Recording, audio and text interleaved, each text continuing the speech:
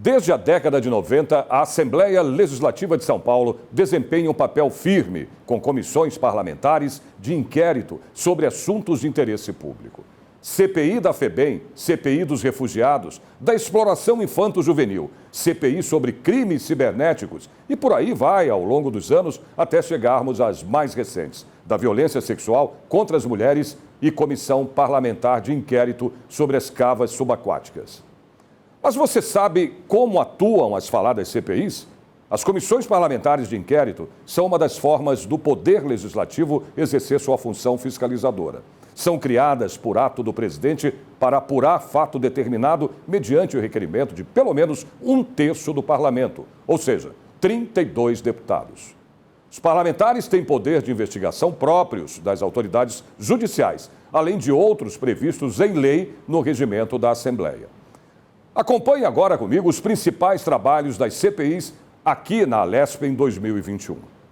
Os deputados da Comissão Parlamentar de Inquérito, que investiga possíveis irregularidades na cava subaquática de Cubatão, no litoral paulista, já realizaram uma série de oitivas com representante da CETESB, a Companhia Ambiental do Estado de São Paulo. A estatal é a responsável pelo licenciamento e monitoramento da cratera submersa na região. O diretor de Engenharia e Qualidade Ambiental da CETESB prestou esclarecimentos à CPI sobre as etapas feitas antes da implantação da cava. Após a construção da estrutura, também é competência da CETESB monitorar os impactos ambientais do local e seu entorno. Na mesma reunião, ainda foi ouvido um representante da Invest São Paulo, que declarou que nenhum outro empreendimento foi solicitado à agência no local onde foi construída a cava. Havendo o número de membros presentes nos termos regimentais do ato da mesa número 26 de 2021, declaro aberta a 11ª reunião da Comissão Parlamentar de Inquérito, constituída pelo ato número 6 de 2021, com a finalidade de investigar irregularidades envolvendo os processos de licenciamento e monitoramento da cava subaquática do estuário entre Santos e Cubatão, no litoral de São Paulo, que é preenchida com cerca de 2,4 bilhões de litros de sedimentos tóxicos, colocando a região em iminente perigo de crime ambiental das proporções verificadas na cidade de Brumadinho, Minas Gerais, com a finalidade de proceder à oitiva e tratar de outros assuntos de interesses da CPI. Presentes os senhores deputados César Estevão Galvão, Ricardo Madalena, professor Walter Vicione e este deputado na presidência, Barros Munhoz. Solicito ao secretário da comissão a leitura da ata da última reunião. Alguém se manifesta?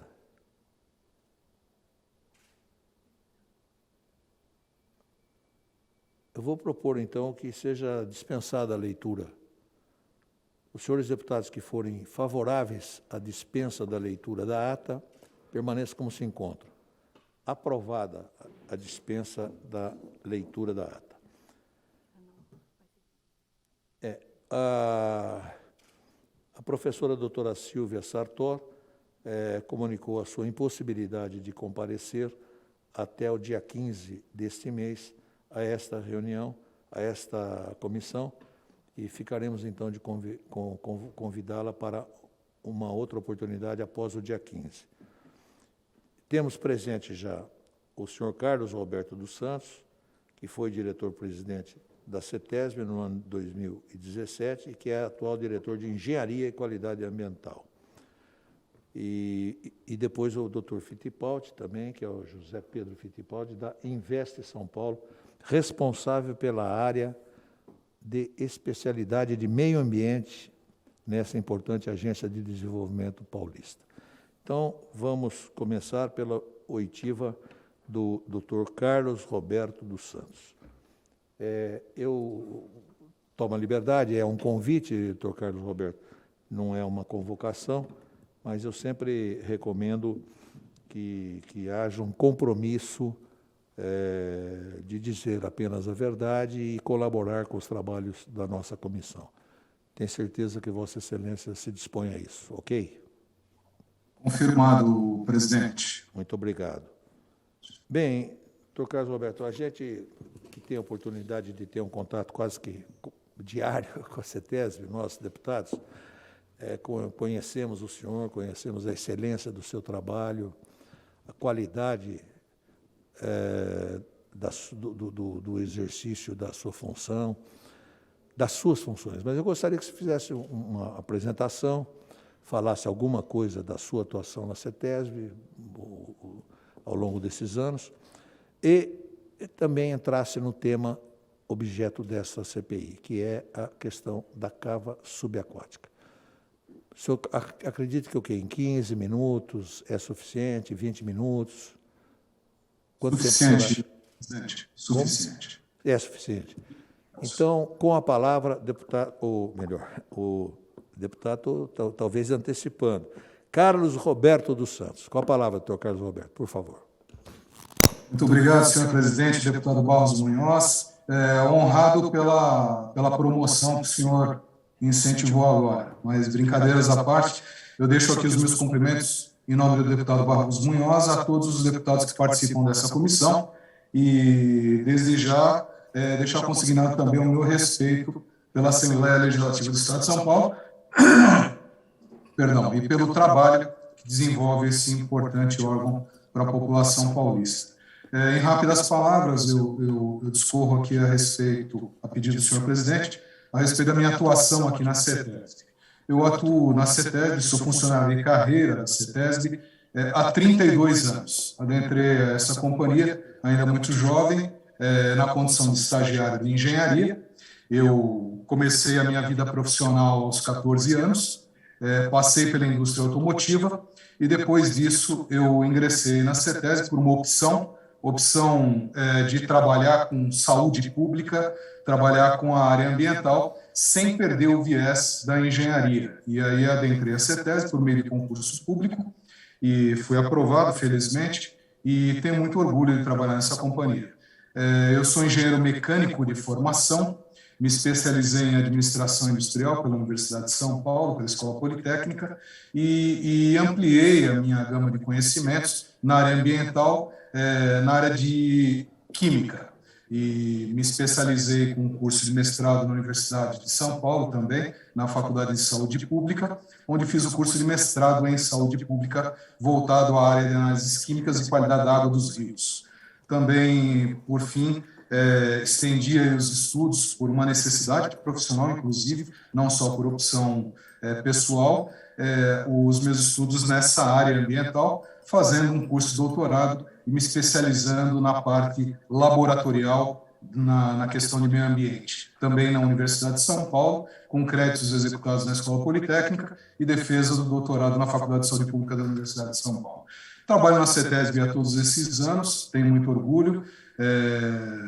Em tempo ainda saúdo o colega Pedro Fittipaldi, da Invest São Paulo, que vejo agora, me perdoe, Pedro, e vejo aí o trabalho da CETESB como uma extensão da nossa casa. A CETESB é uma empresa idônea, 53 anos de existência, dos quais eu participo há 32 anos, e fico muito feliz com isso.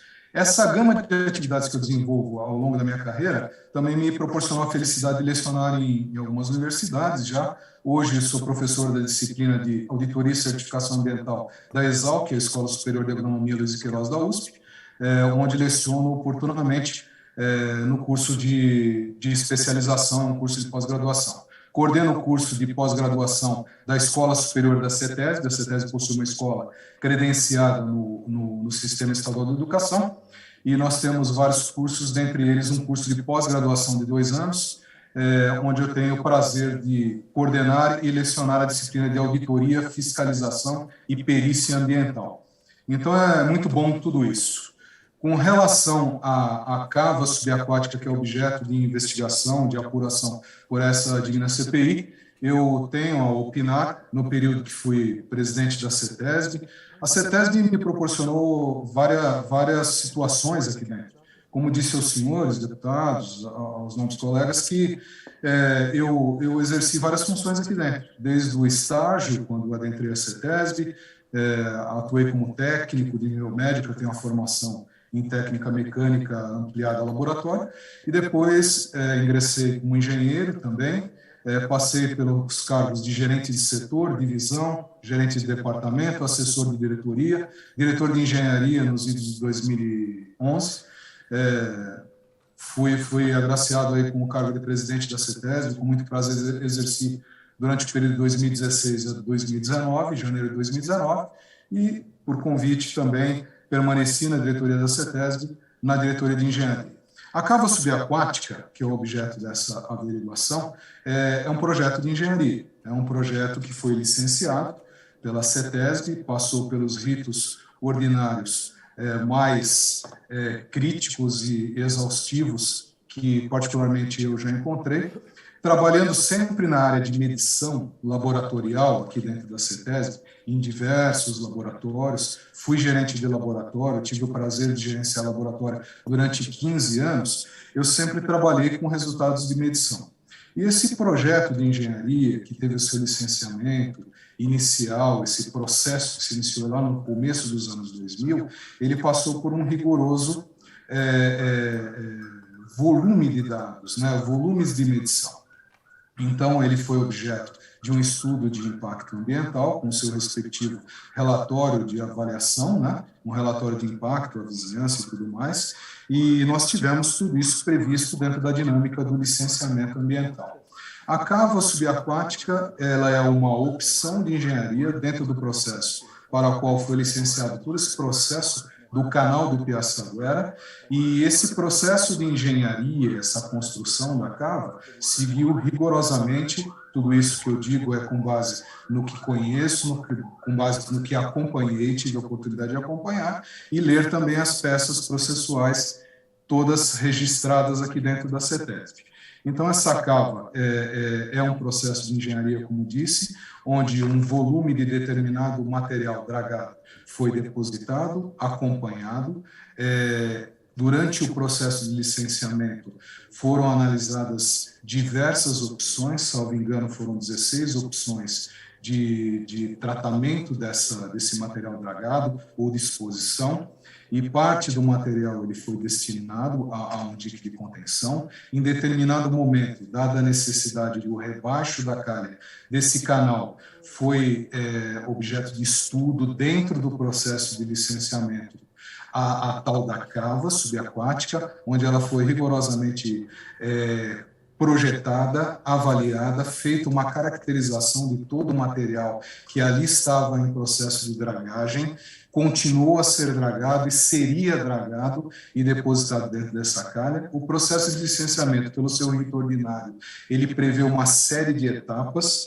Esse licenciamento, dada a sua complexidade, ele se deu em etapas distintas, em fases distintas, com licenças prévias, licenças intermediárias, que chamam-se de licenças de instalação, e até a licença para cada tipo de operação necessária. O processo de EIA-RIMA, ele foi rigorosamente avaliado, teve as suas críticas, as críticas foram respondidas, o processo passa por ajustes, levado ao Conselho Estadual de Meio Ambiente, ao CONSEMA, e também, antes, em determinado momento, ocorreram as audiências públicas ou a audiência pública necessária para que esse processo fosse legitimado.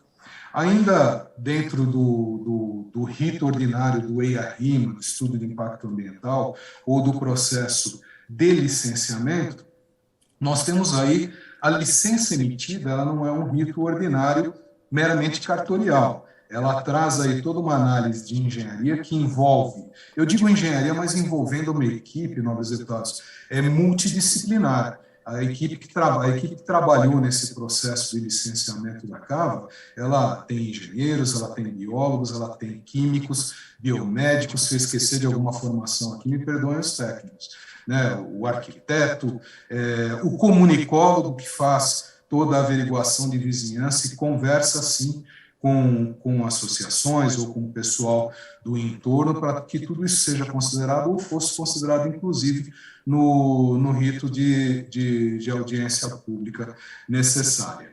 Então, dentro do licenciamento ou dentro do EIA-RIMA, são previstos também programas de gestão ambiental. Esses programas, eles trazem várias etapas. Um desses programas, podemos destacar aqui, que é justamente o monitoramento da qualidade de pescado, o monitoramento da qualidade da água, o monitoramento da qualidade do sedimento. E antes do licenciamento, nesse estudo, ele é demorado, é algo muito complexo, envolve muita gente, envolve muita vizinhança, durante esse estudo você faz as medições. Então, esse estudo ele contemplou medições de caracterização, que nada mais é do que o diagnóstico ambiental do entorno, a situação em que se encontrava aquele sedimento ali depositado. Durante o processo de execução também é feito um monitoramento. Esse monitoramento ele não serve simplesmente para um acúmulo, para um depositório de dados. Eu venho da área de medição, eu vivencio a área de medição há muitos anos, desde antes de trabalhar na CETESB, a minha área sempre foi a área laboratorial, independente da modalidade que eu trabalho. Então, eu sempre fui muito dado à questão da medição. Eu costumo dizer que a área ambiental ela é muito parecida com a área médica. Então, uma relação entre médico e paciente. A área ambiental é muito parecida. O técnico, eu não chamo o fiscal da CETESB de fiscal, é o técnico, é o agente credenciado, com formação, treinamento, experiência adequados, que são controlados aqui dentro por um rito administrativo e técnico da CETESB. Ele vai até o local, ele licencia, ele acompanha e ele emite uma solicitação, um pedido aos laboratórios que façam as medições. De posse desses resultados, é que o técnico toma alguma decisão, porque ele precisa estar amparado. Então, é muito parecido com a área médica. Como laboratorista, eu chego a dizer que os equipamentos são iguais, só muda a matriz. Alguns equipamentos, por exemplo, eles executam análise de tecido de peixe. Aqui, como executa-se num laboratório clínico, análise de tecido de ser humano, muda-se a matriz. Agora, aqui na CETESB, nós temos laboratório que analisa a toxicidade de ictiofauna, no caso dos peixes, ou até de tecido humano para pesquisa de impacto ambiental à saúde pública, que analisa sangue humano dentro dos mais rigorosos critérios de confiabilidade e ética profissional previstos em lei. Então, esse é um processo muito robusto. Tudo isso, a CETESB, ela é uma agência ambiental respeitada, eu tenho muito orgulho de trabalhar aqui. Nós somos, particularmente, eu sou inflexível e intolerante à coisa errada, deixo aqui consignado. Inclusive, fiquei muito confortável quando o nobre deputado Barros Munhoz, presidente dessa CPI, colocou a questão de falar a verdade. Não poderia ser diferente aqui, e aqui estamos para trabalhar. Então, é muito interessante, eu gostaria de deixar aqui a minha disponibilidade a partir de agora, acho que não ocupei todo o meu tempo, mas deixar a minha disponibilidade para responder as perguntas que eu puder responder aos novos deputados e poder colaborar com as investigações, com as apurações aqui realizadas por esta Comissão Parlamentar de Inquéritos. Muito obrigado, senhor presidente, pelo seu tempo. Eu que agradeço, doutor Carlos. Bem, está inscrito para falar o nobre deputado Ricardo Madalena. Eu pergunto, há algum outro deputado que deseja se manifestar? Tem algum outro deputado que se inscreva? Então, vou encerrar as inscrições e colocando também o meu nome após o do deputado Ricardo Madalena. Deputado, antes de mais nada, eu quero agradecer a objetividade, a tranquilidade da fala do nobre doutor Carlos Roberto. Deputado Ricardo Madalena, com a palavra.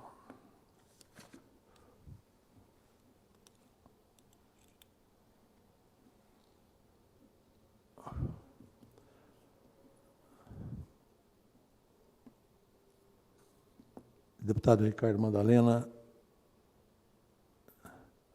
está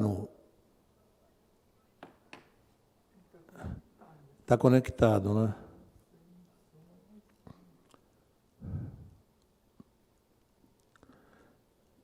Bem, eu vou fazer aqui uma inversão e eu vou fazer algumas poucas colocações e enquanto o deputado Ricardo Madalena se apronta aí para fazer a sua inquirição. Doutor Carlos Roberto, o senhor abordou algumas coisas aí que eu tenho procurado enfatizar nessa CPI. Eu entendo que o serviço público no Brasil está muito diminuído e está muito nivelado por baixo.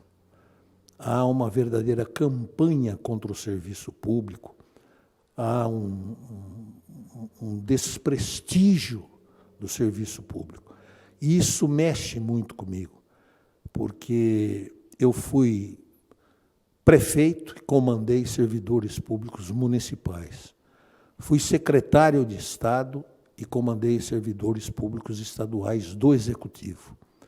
Fui presidente da Assembleia Legislativa de São Paulo 2 vezes e comandei servidores públicos do Legislativo estadual.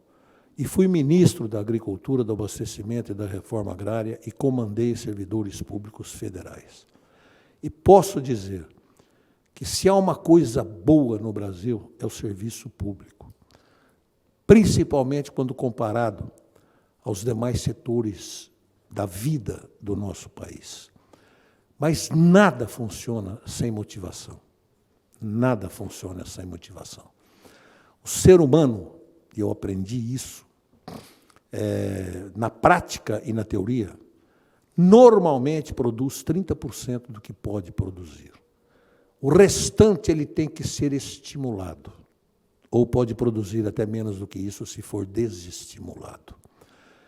E então mexe muito comigo, dói em mim quando eu vejo um organismo como a CETESB, com um quadro de funcionários que tem a CETESB, de altíssimo valor, capacidade, currículo, formação, conhecimento, experiência, dedicação ao trabalho.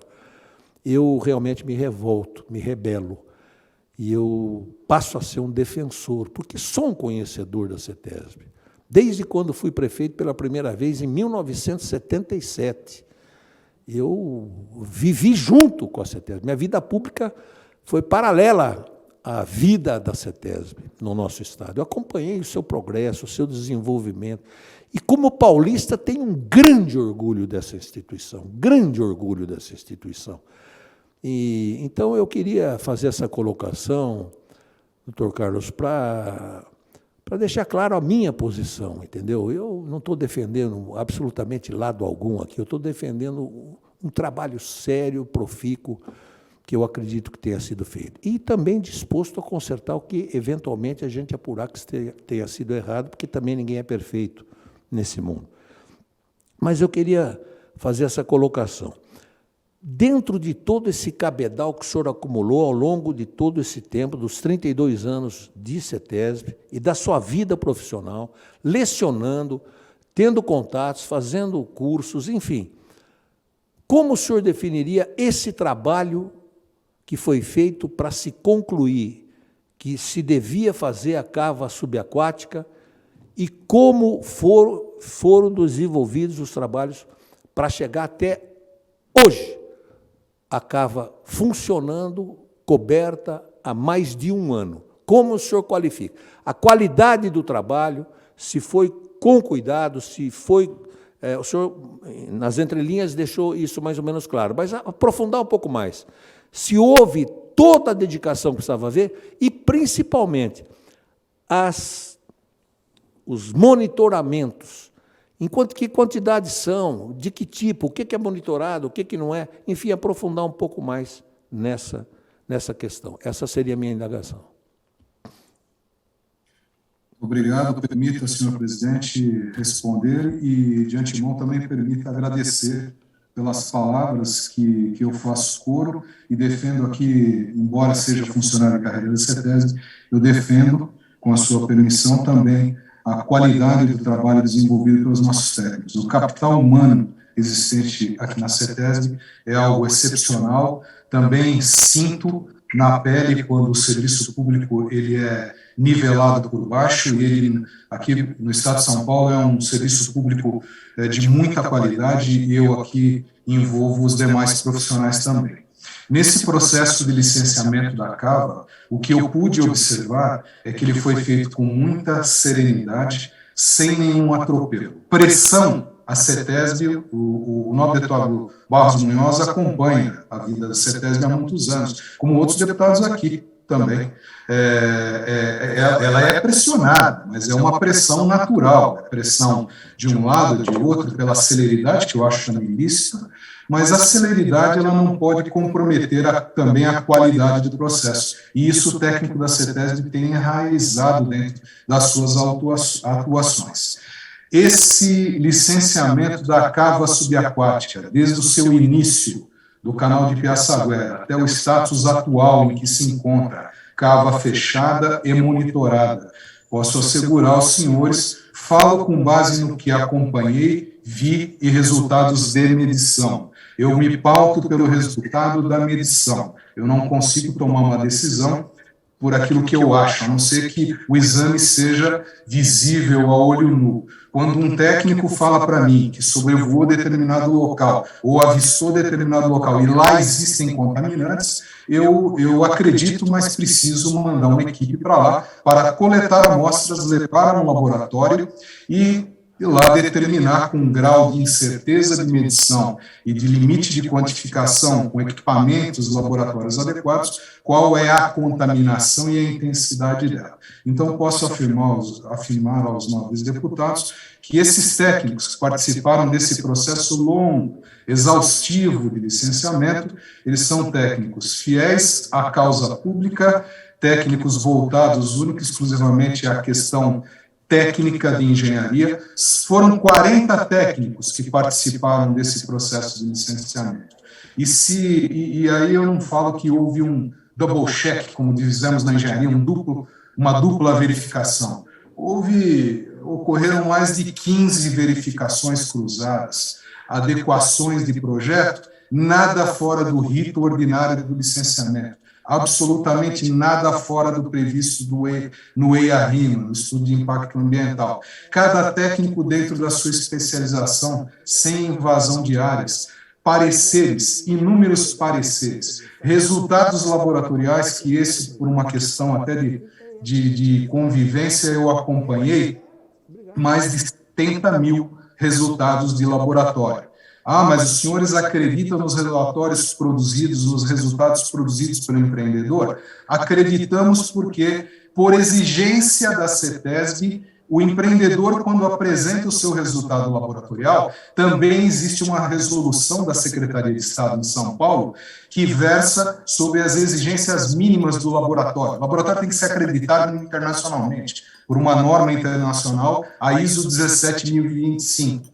Eu sou auditor de laboratórios também, federal, e eu audito muito laboratório. E esses laboratórios passam por essa avaliação ordinária, assim como os 18 laboratórios que a CETESB possui também são acreditados. Em paralelo, a CETESB também faz as chamadas contraprovas estrategicamente colocadas no seu tempo e local, para conferir se aquela avaliação, aquele monitoramento exigido em licenciamento, ele está cumprindo o seu papel e ele traz os resultados capazes de não induzir o técnico da CETESB a erro ou equívoco. Então, é um processo que eu posso afirmar, senhor presidente e senhores deputados, ele é muito seguro, pelo que acompanho, pelo que vejo, pelo que li e pelo que acompanhei.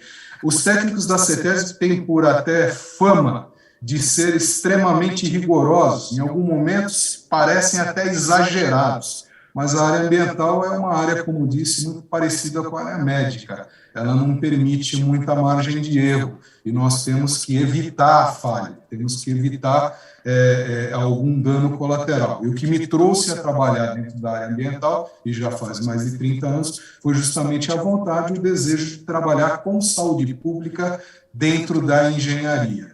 E esses técnicos que eu tenho o privilégio de conhecê-los, um a um, pelo nome, saber o que cada um desses 40 faz, dentro da CETESB, eu posso lhe assegurar que usaram da melhor prática de engenharia disponível, volto a dizer, abrangendo todas as disciplinas, e conduziram um processo de licenciamento lícito, seguro, e, além do mais, esse processo não está encerrado.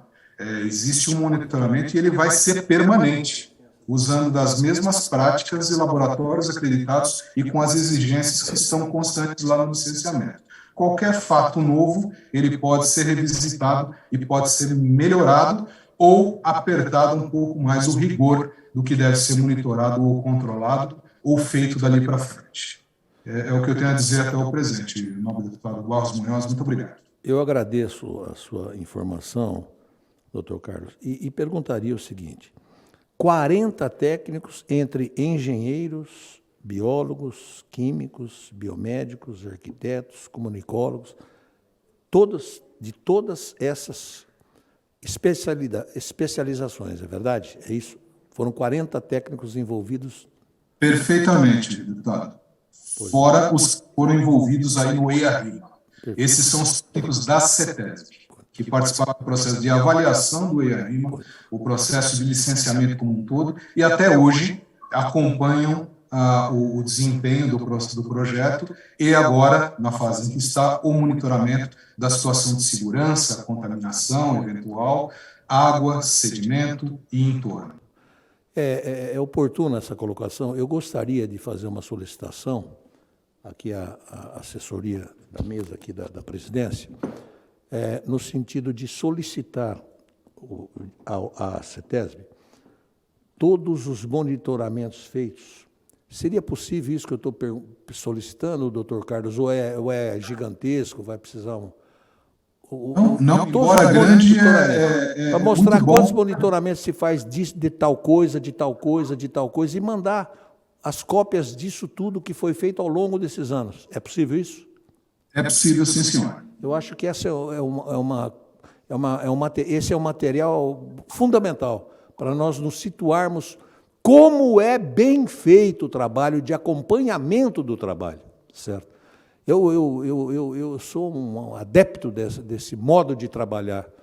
Aliás, eu aprendi com o TWI, quando eu entrei na Bombril, em 1964, doutor Carlos, que trabalho é planejamento, execução e controle, não é verdade?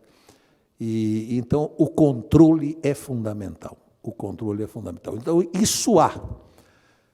E eu, então, faria a seguinte pergunta com base na sua qualificação profissional.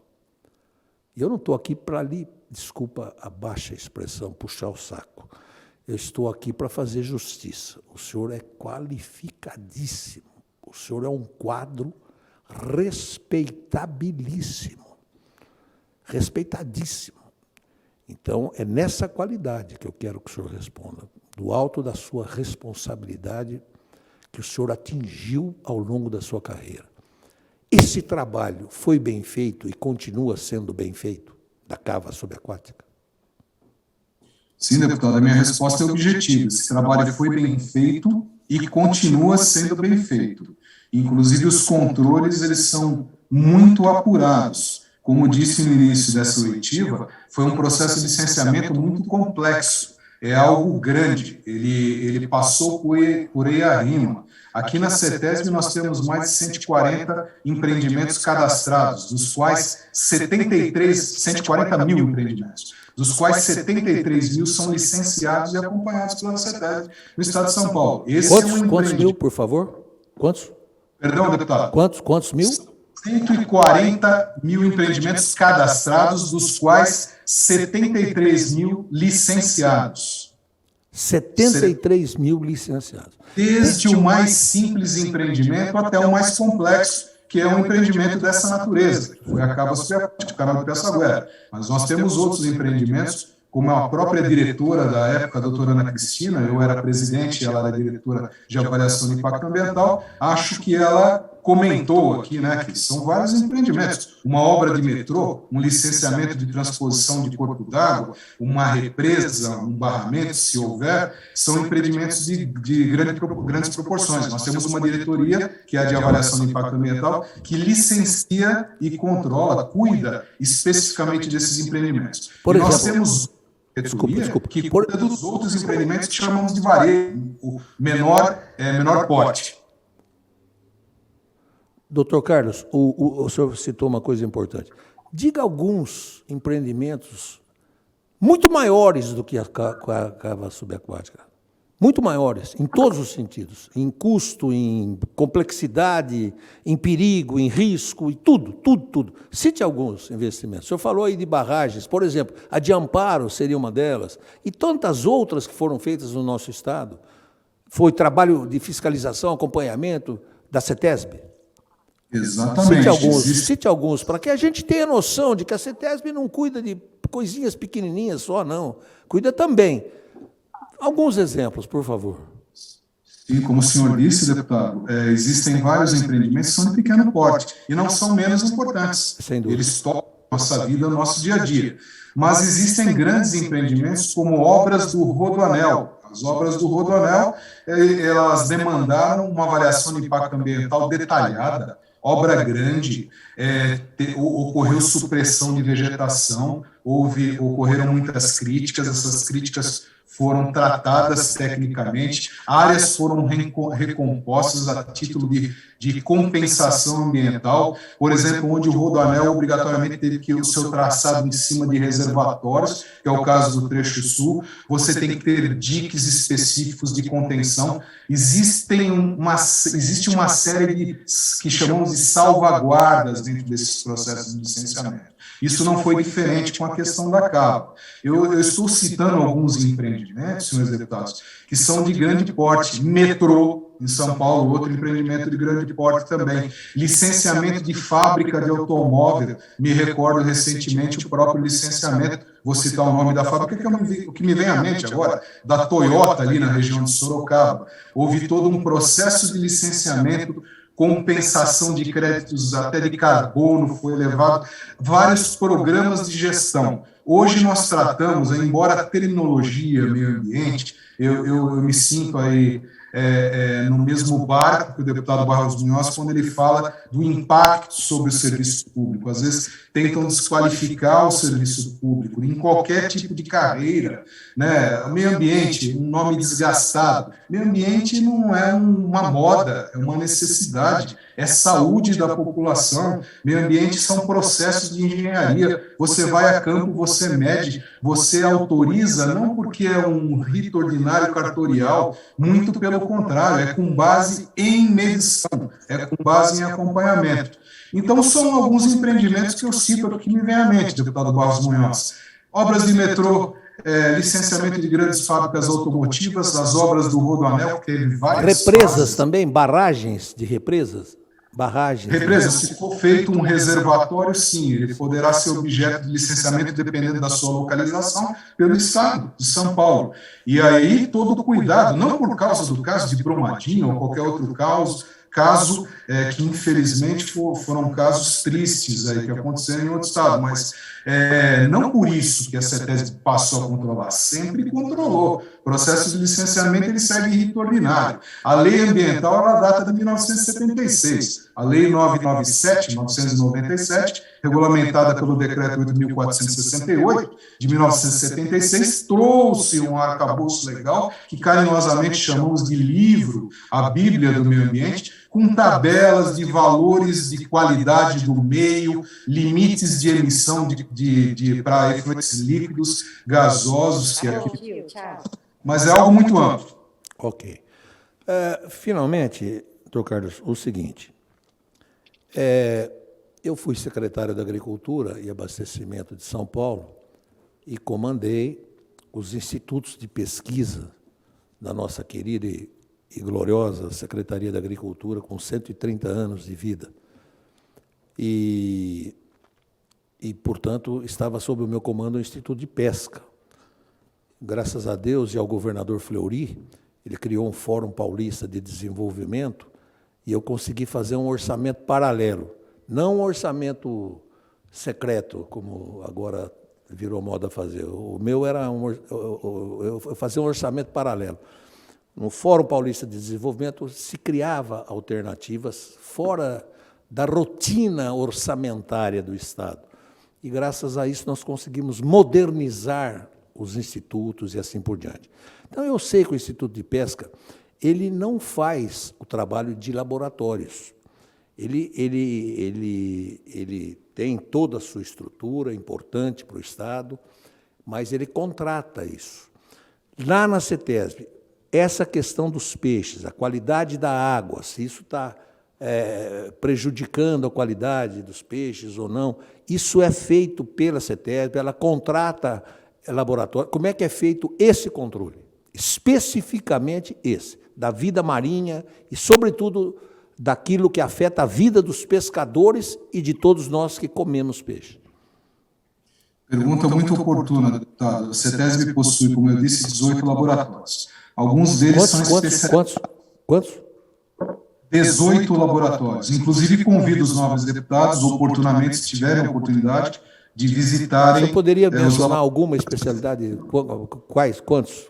Que tipos? Sim, nós temos laboratórios físicos, químicos, química orgânica, inorgânica, toxicologia, que é um laboratório que justamente analisa o efeito tóxico de determinados componentes, eventuais contaminantes, a ictiofauna, peixe, a biota, a vida aquática. Nós temos, sim, como o senhor perguntou, laboratórios que fazem esse monitoramento sob o ponto de vista ambiental. Nós temos laboratórios microbiológicos e laboratórios não só aqui na sede da CETESB no Alto de Pinheiros, mas descentralizados. Temos laboratórios em Cubatão, aí na região, um bom laboratório que fica no mesmo prédio da agência da CETESB, moderno, e que executa, acreditado internacionalmente, e que executa uma boa parte dessas análises. Taubaté, temos laboratório em Campinas, Limeira, Ribeirão Preto, Marília e Sorocaba. Então, são laboratórios que prestam esse serviço nas diversas especialidades, como disse, física, química orgânica, inorgânica, microbiologia, toxicologia,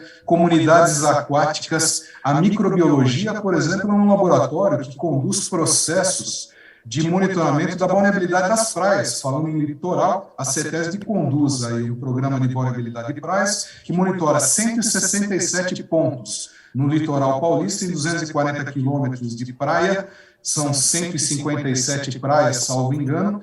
Toda semana uma equipe sai do litoral norte e outra equipe da CETESB sai do litoral sul, se encontram ali na região de Bertioga, levam amostras coletadas com base em procedimentos internacionais, preservadas para os laboratórios de Taubaté, Cubatão, às vezes até aqui em São Paulo.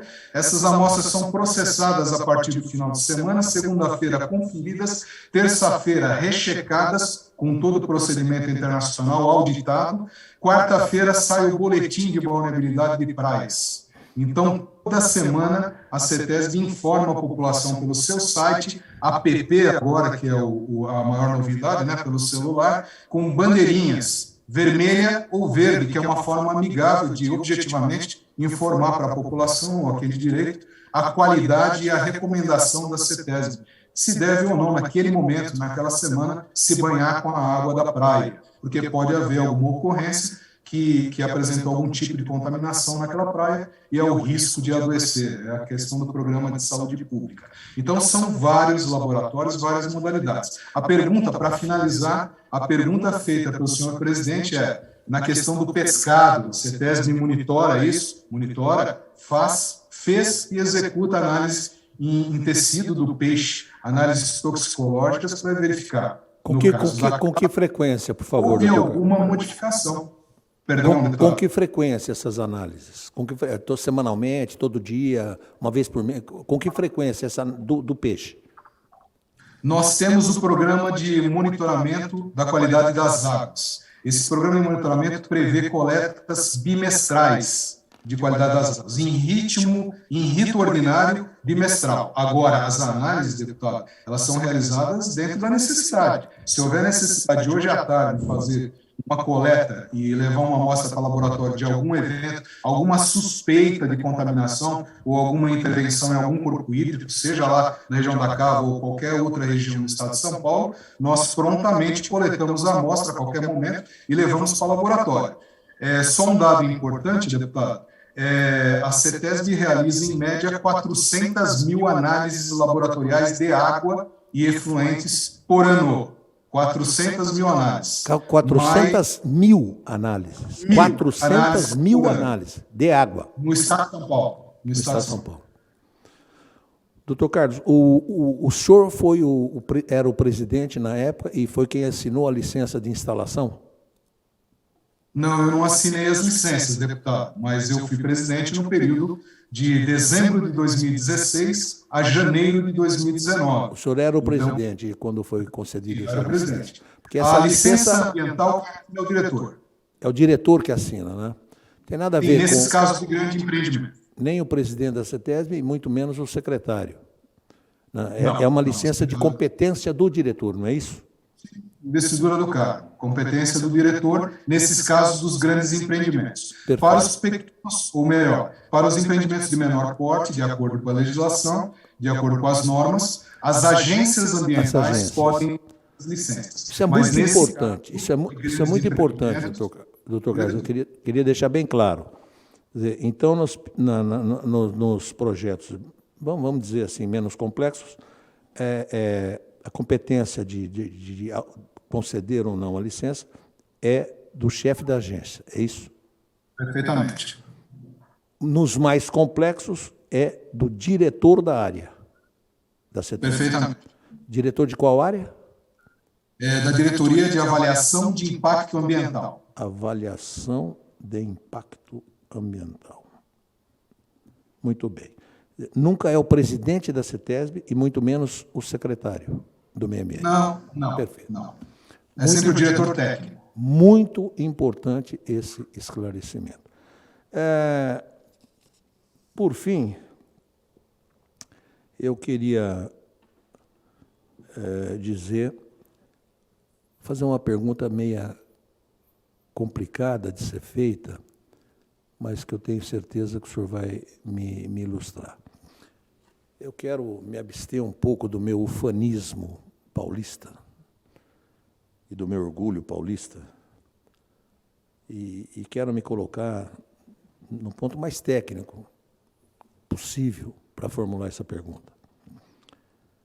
No contexto nacional e internacional, nós temos o futebol assim, nós temos o skate assim, nós temos isso assim, nós temos tal, certo? Nós temos o desenvolvimento de carros assim, empresas de controle do meio ambiente, de defesa do meio ambiente, de defesa da vida, como a CETESB. Como o senhor classificaria a situação, a atuação, o conceito da CETESB no Brasil e no mundo? Deputado, eu vou responder não com o coração, com a questão técnica também. Eu tenho um saudosismo muito grande pela CETESB, tenho uma admiração pelos técnicos que aqui trabalham, mas o conceito da CETESB é tida como a principal, a mais importante agência ambiental da América Latina, a CETESB. Isso tem uma motivação também. O Estado de São Paulo, por força do seu desenvolvimento, ele foi industrializado rapidamente, os problemas ambientais surgiram e não são novos.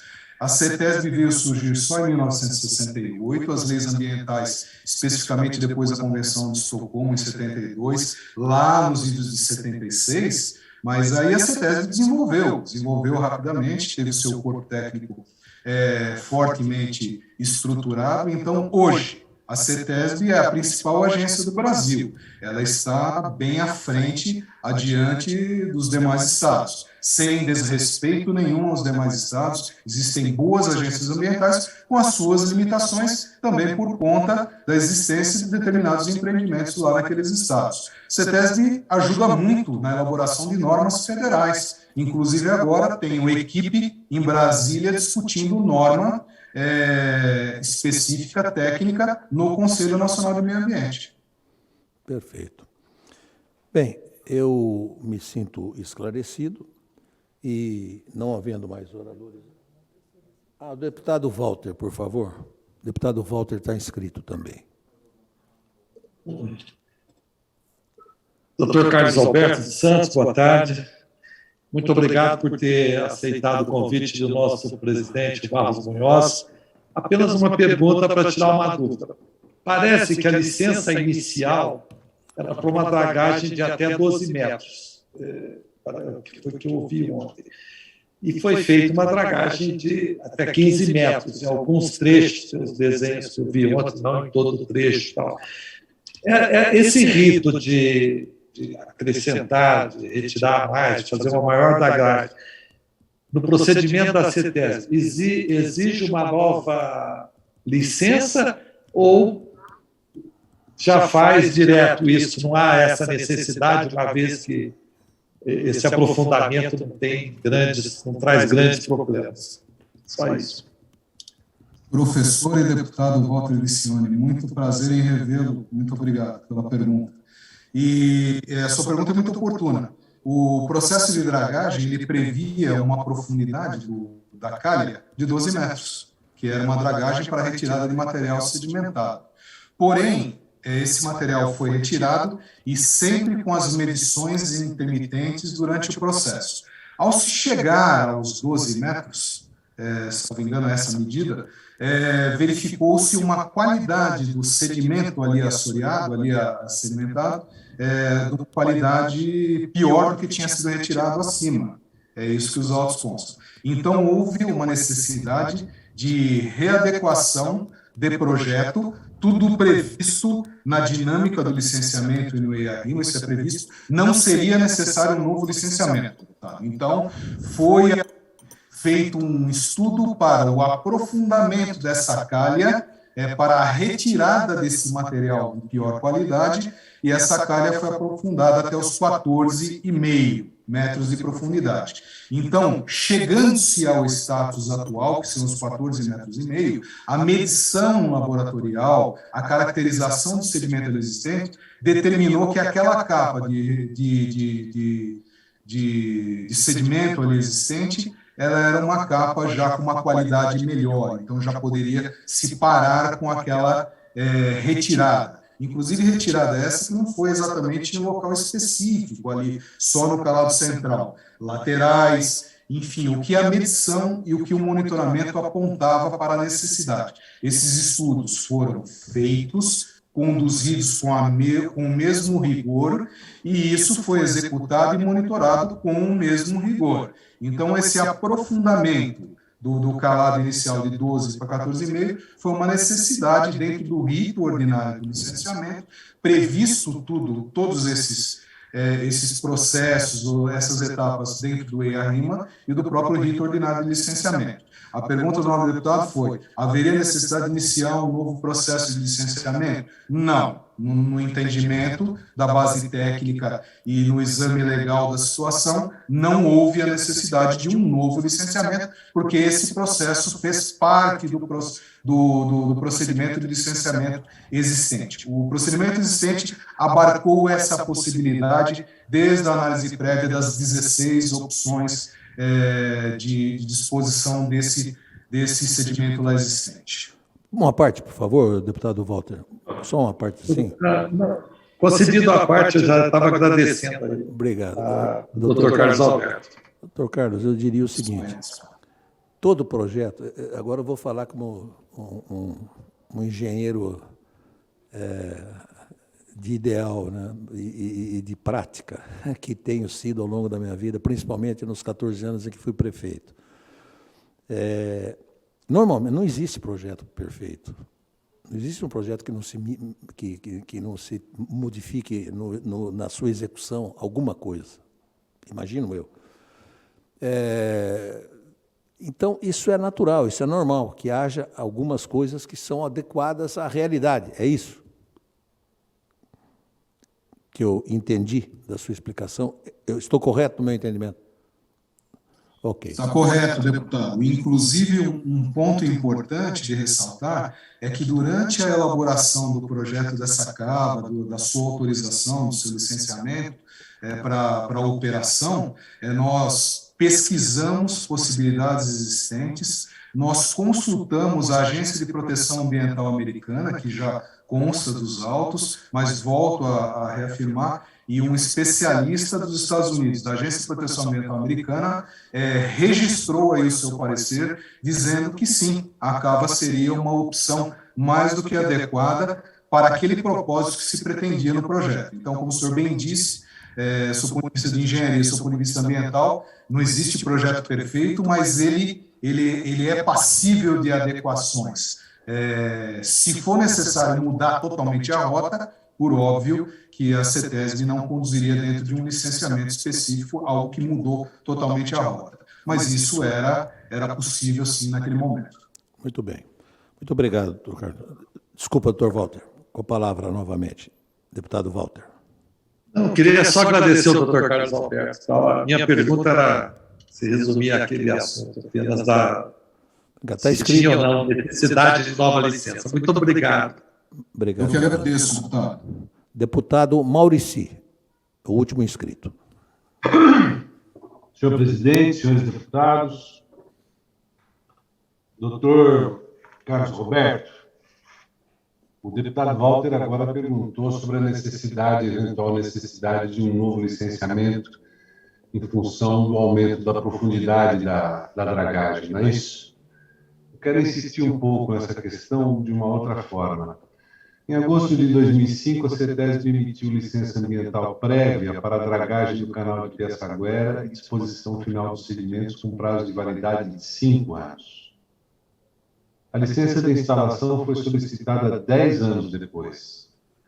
Ao invés de solicitar novo EIA-RIMA para a emissão de nova licença, antecedida por audiência pública e deliberação do CONSEMA, a CETESB emitiu as licenças de instalação. É praxe na CETESB, doutor Carlos Roberto, desrespeitar os prazos que ela própria estabelece? Ou, nesse caso, estamos tratando de uma exceção?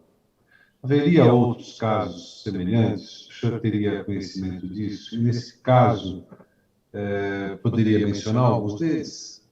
Por favor.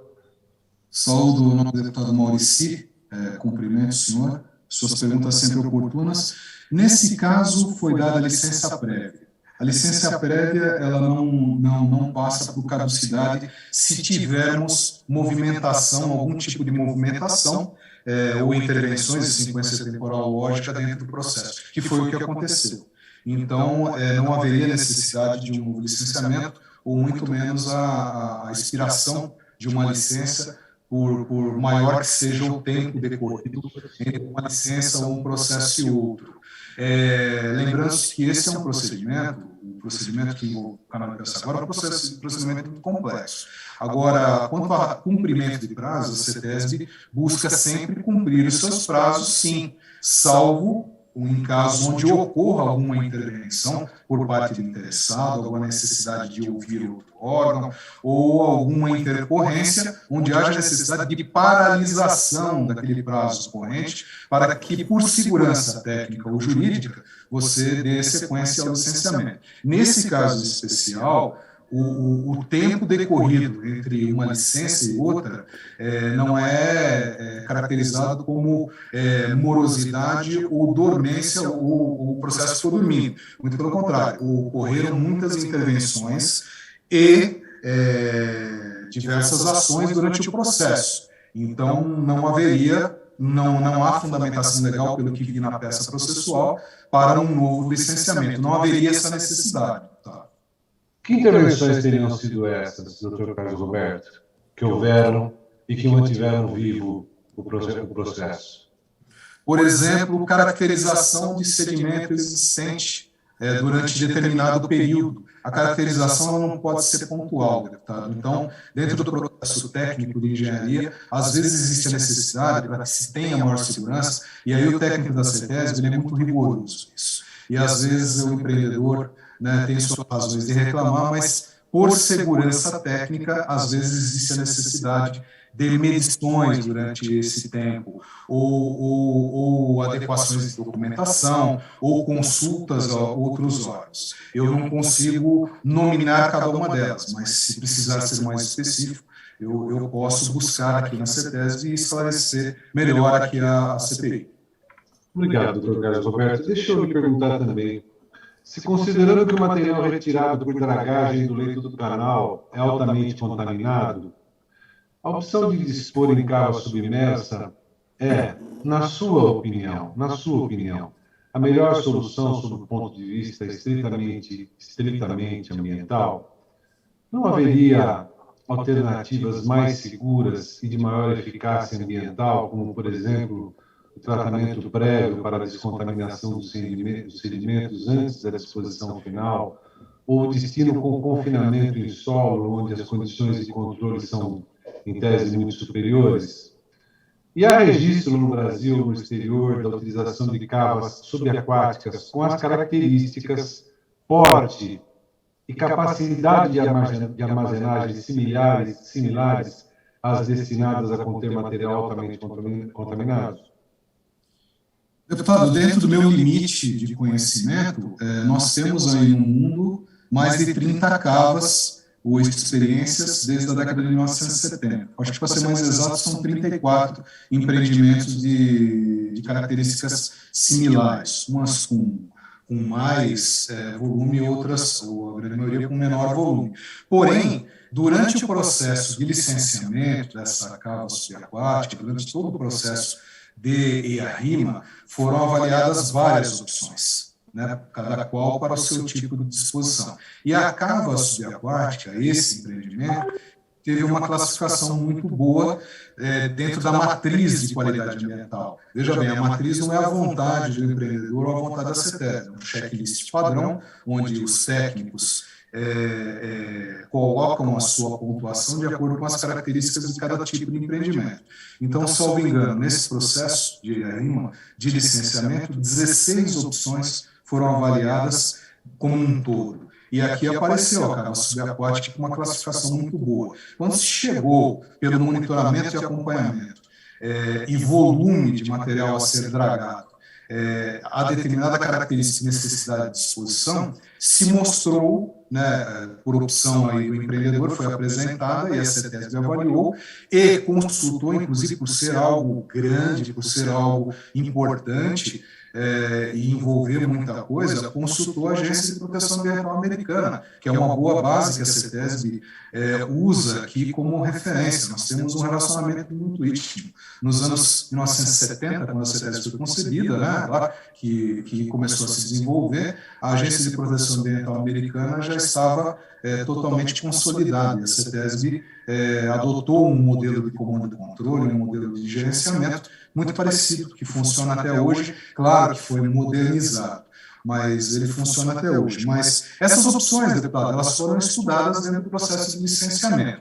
Como técnico, dentro do meu limite de conhecimento, eu entendo que foi uma boa opção e os dados laboratoriais demonstram a segurança com qual esse processo foi conduzido e está. Essa cava ela já foi fechada. Essas medições, elas foram executadas, como eu disse, em grande volume, foram mais de 70 mil resultados dos laboratórios. Esses resultados foram analisados estatisticamente, pontualmente, cada um deles, se teve algum evento crítico ou não, e isso tudo é considerado no processo de controle e na manutenção ou adequação das exigências técnicas constantes em cada licença ambiental emitida.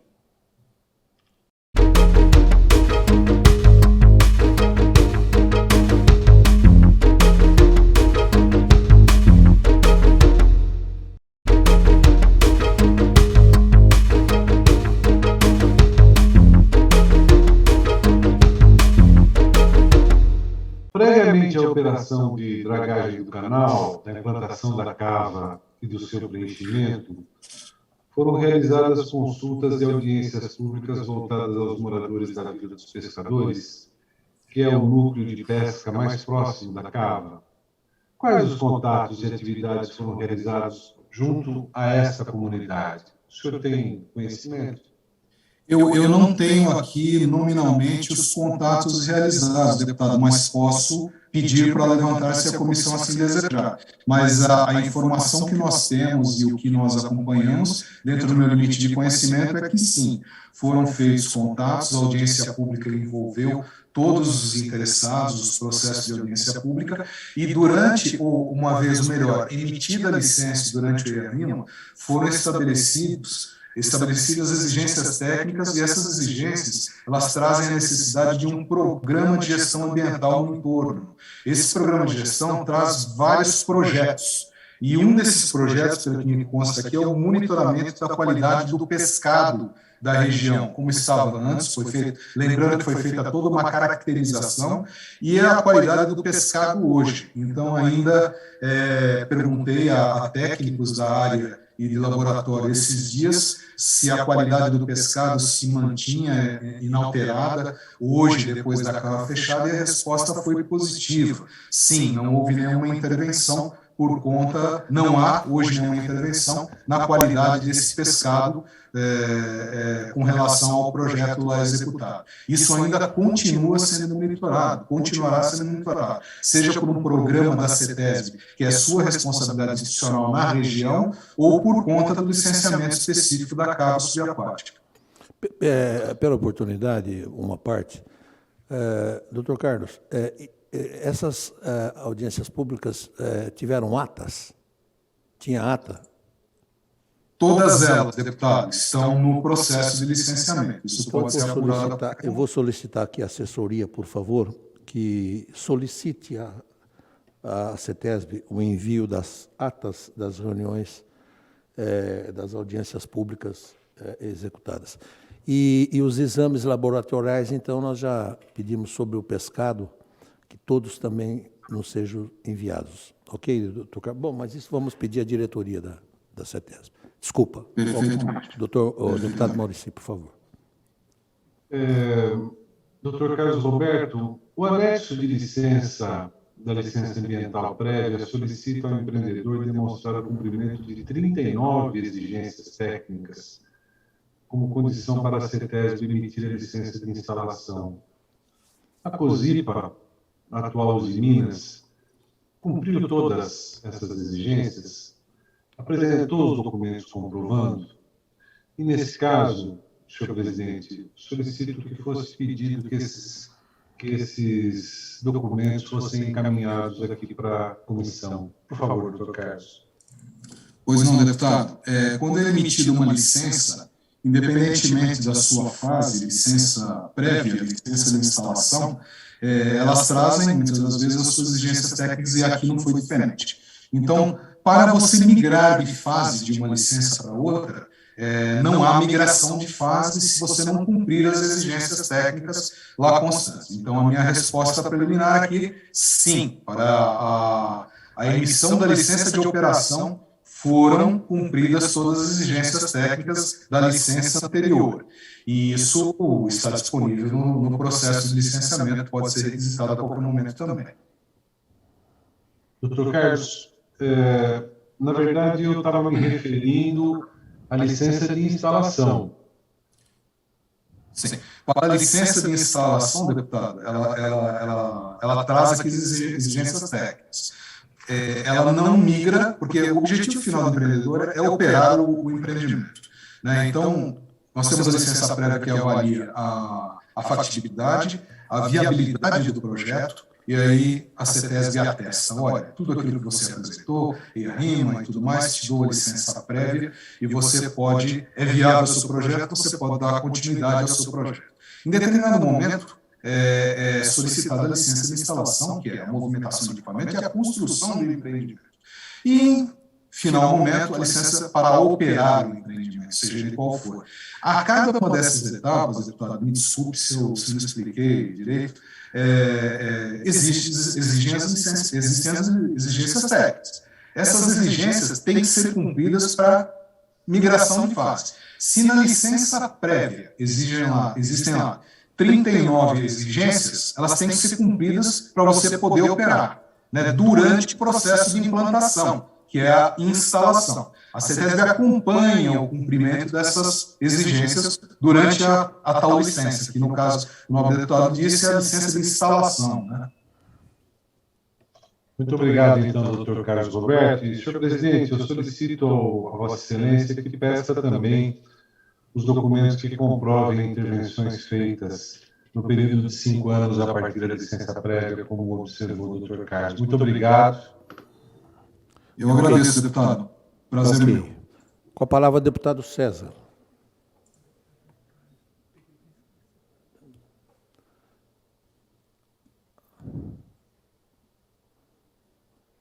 Acho que está sem som, não está, não? O seu microfone está ligado, deputado César? Seu microfone. Deputado César. Estão me ouvindo? Agora sim. Estão me ouvindo? Agora sim. Bom dia, presidente, bom dia, Carlos Roberto, bom dia aos deputados aí. A causa nos deixa muito curioso com o que nós estamos ouvindo aí, né?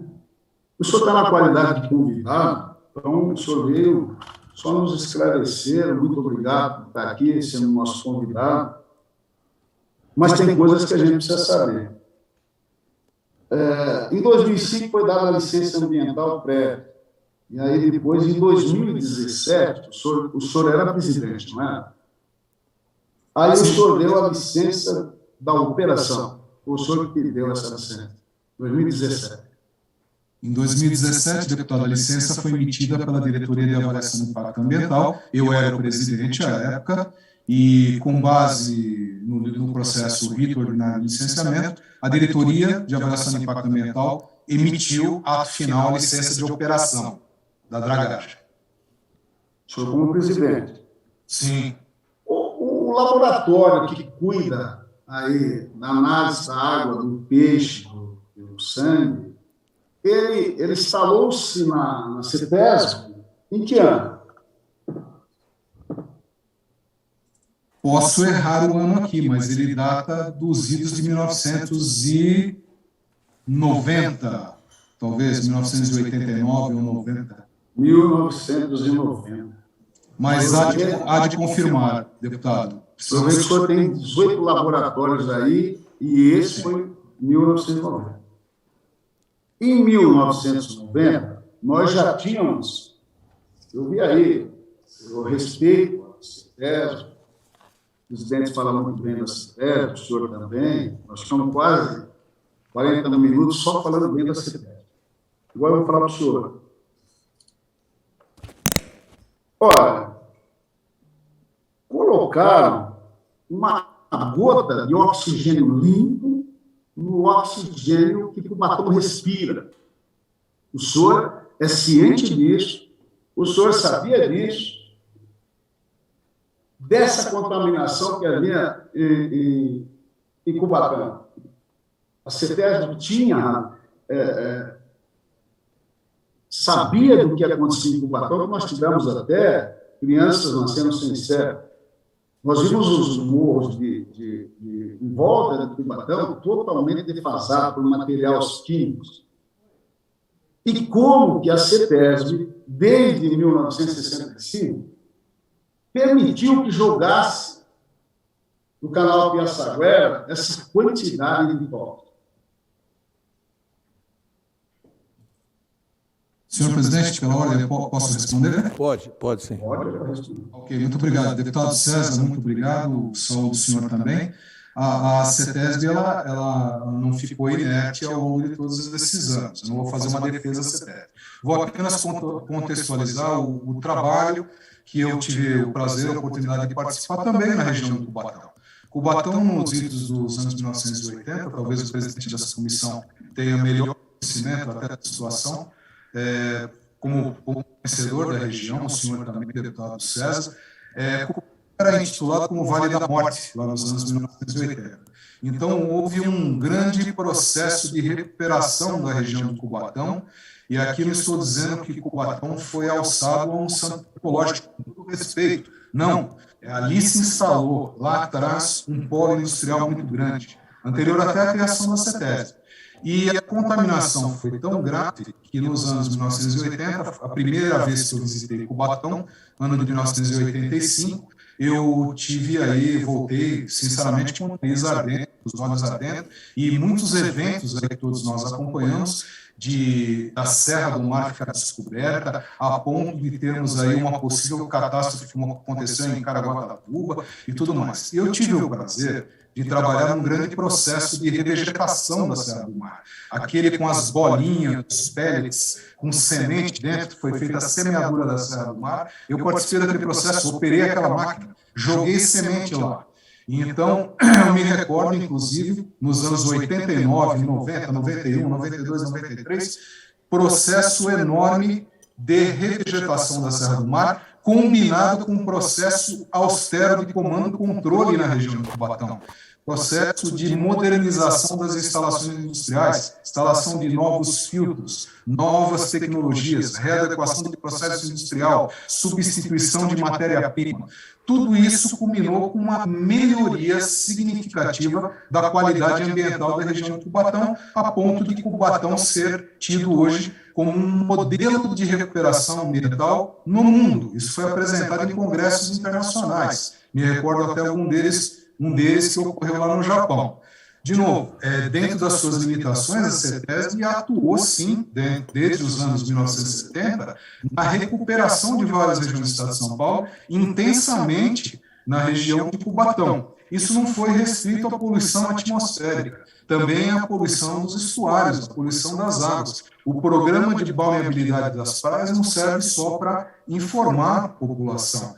Isso é muito importante, isso é um programa de saúde pública, mas também como um acompanhamento de eventual contaminação provocada por eventual dano momentâneo de algum tipo de empreendimento. Então, esses programas de monitoramento e controle que a CETESB faz e tem se modernizado ao longo dos anos, volto a dizer, eles, embora pareçam não resolver na totalidade, mas em caráter paulatino, com metas progressivas, nós percebemos, sim, eu pelo menos ao longo desses 32 anos, percebi um grande avanço. No caso dessa cava aqui, ela foi amplamente estudada, não é uma questão meramente administrativa.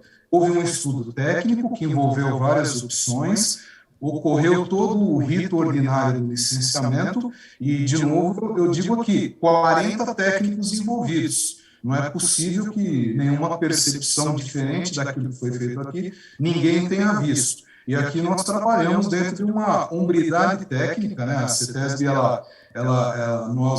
eu sou um funcionário de carreira, como presidente ou como diretor, eu jamais pediria algo de errado para um técnico meu. Pressão, o dia inteiro isso acontece, mas o servidor público ele não pode se acuar mediante uma pressão. Isso daí acontece diariamente. Me faz lembrar até a fala de um ex-professor meu, o Dr. Mário Sérgio Portela, que disse que o servidor que serve a alguém ou a si próprio não serve. Eu adotei isso como modelo. Então, nós servimos aqui de forma técnica, honrosa, e aqui posso afirmar para os senhores, esse processo de licenciamento foi um processo complexo. Ele travou diversas batalhas técnicas, ele seguiu o rito ordinário, foi demorado.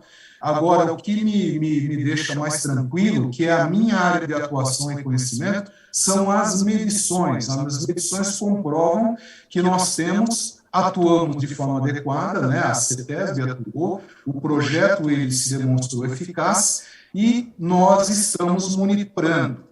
Monitoramos antes, diagnosticamos, monitoramos durante a execução, para eventual troca de rota, porque, como bem disse o nome do deputado Vaz Munhoz, não existe projeto perfeito, existe, às vezes, a necessidade de mudança de tecnologia. Aqui não houve essa necessidade. Então, nós conduzimos esse processo até o seu encerramento técnico, por hora, mas a medição e o monitoramento e o desempenho continua e continuará sendo monitorado. Eu vou chegar em Cabas. Eu vou falar com o senhor de Cabas. Eu estou falando isso para chegar em Cabas. O senhor mesmo citou lá Vale da Morte. O senhor chama lá de Vale da Morte. O senhor e o meu presidente levantaram a CETESB lá em cima. E agora eu vi na sua fala que você falou para mim assim, nas limitações da CETESB, aí o senhor abaixou um pouco a bola. Lá nesse canal que contaminado, perguntei para o senhor como é que essa contaminação chegou no fundo. O peixe era contaminado. Ali, o Vale da Morte, morreu muitas pessoas. E a CETESB sabia disso. O senhor dorme tranquilo, sabendo que pessoas, que ali era o Vale da Morte. O senhor disse para nós que tinha 18 CETESB em torno de São Paulo. Tem lá na Baixada Santista uma CETESB? Nós temos duas, deputado. Nós temos uma no município de Santos. E elas trabalharam nisso ou não? Trabalham incansavelmente, deputado. Trabalharam, não falo que trabalharam nesse também? Desde o ano de sua criação, desde o ano de sua inauguração lá no local. A Agência Ambiental de Santos, ela existe lá desde os anos 1970. A de Cubatão não tem uma data exata, mas também é bastante antiga e trabalham sim. Quando eu disse para o senhor, dentro das limitações da CETESB, qualquer empresa ou instituição, entendo eu, que tem suas limitações. Aí buscamos alternativas técnicas de alguém que seja mais conhecedor ou tenha melhor competência. A CETESB, por exemplo, nesse caso das cavas, buscou a confirmação técnica de um órgão especializado. No nosso caso, foi um órgão que detém um respeito mundial, que é a Agência de Proteção Ambiental Americana. Porque não tínhamos competência para analisar esse processo?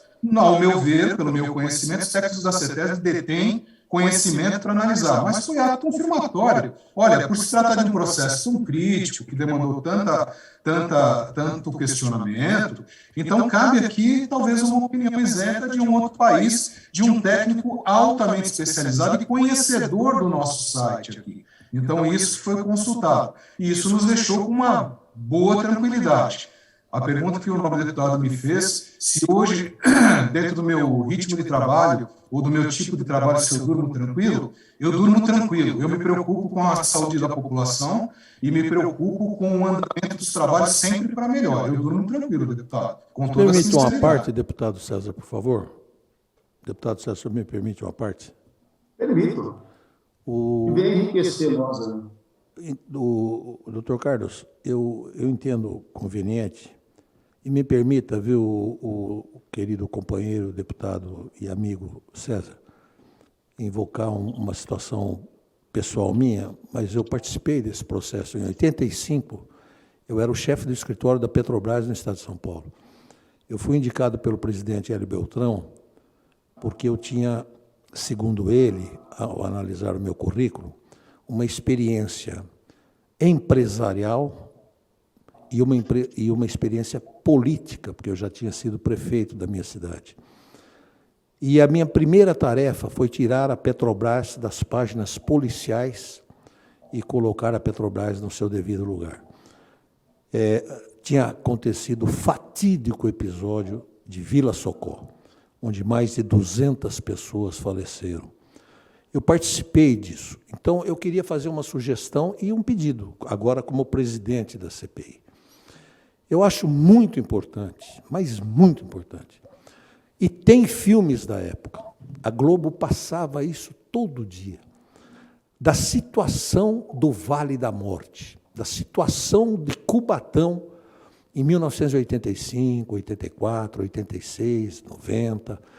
E, logicamente, isso não, de um ano para o outro se consertou, é lógico. Tem lugares aí do mundo que estão há 100 anos tentando melhorar e não conseguiram. Eu acho que é muito importante, doutor Carlos, e fica feita aqui agora uma solicitação oficial, que os senhores rememorem como era aquela região e como é hoje. Eu acho que é extremamente importante. Obrigado pela parte, querido companheiro César. Deputado César, me permite uma parte? Só uma coisa, Madalena, por favor. Doutor Carlos Roberto. O senhor permite que, o senhor é convidado, o senhor permite que eu faça perguntas ao senhor e o senhor responde, ou eu paro por aqui? O senhor é nosso convidado. Eu estou vendo que está constante. Eu sou convidado e estou honrado por esse convite, eu respeito muito essa casa, e o senhor, na minha opinião, eu estou aqui para servi-los, para esclarecer. Então, eu vou fazer outra pergunta. De conhecimento, senhor, ao meu ver, se o presidente da comissão permitir, eu estou à disposição.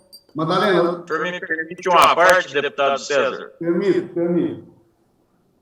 Para não perder o gancho, cumprimentar o engenheiro Carlos Roberto, e nós tivemos uma divergência muito grande com o interrogado de ontem, convidado de ontem, professor Hélio, na qual não confere e não bate com o que ele acabou de mencionar, que Cubatão e Santos foi acionado para acompanhar os trabalhos. E ontem, professor Hélio, que era o responsável pela unidade local da CETESB em Cubatão, não recebeu nenhum comunicado para acompanhar os trabalhos e acompanhar as condicionantes impostas pela CETESB matriz que estava sobre a direção do engenheiro Carlos Roberto. Gostaria que constasse em ata, senhor presidente. Obrigado, deputado César, pela parte. E estou inscrito para questionar o convidado. Senhor presidente, pela ordem, se possível, eu gostaria que o senhor me concedesse um tempo só para o deputado Ricardo Madalena. Então, muito obrigado. Deputado Ricardo Madalena, eu saúdo o senhor e também manifesto o meu imenso respeito e prazer em revê-lo.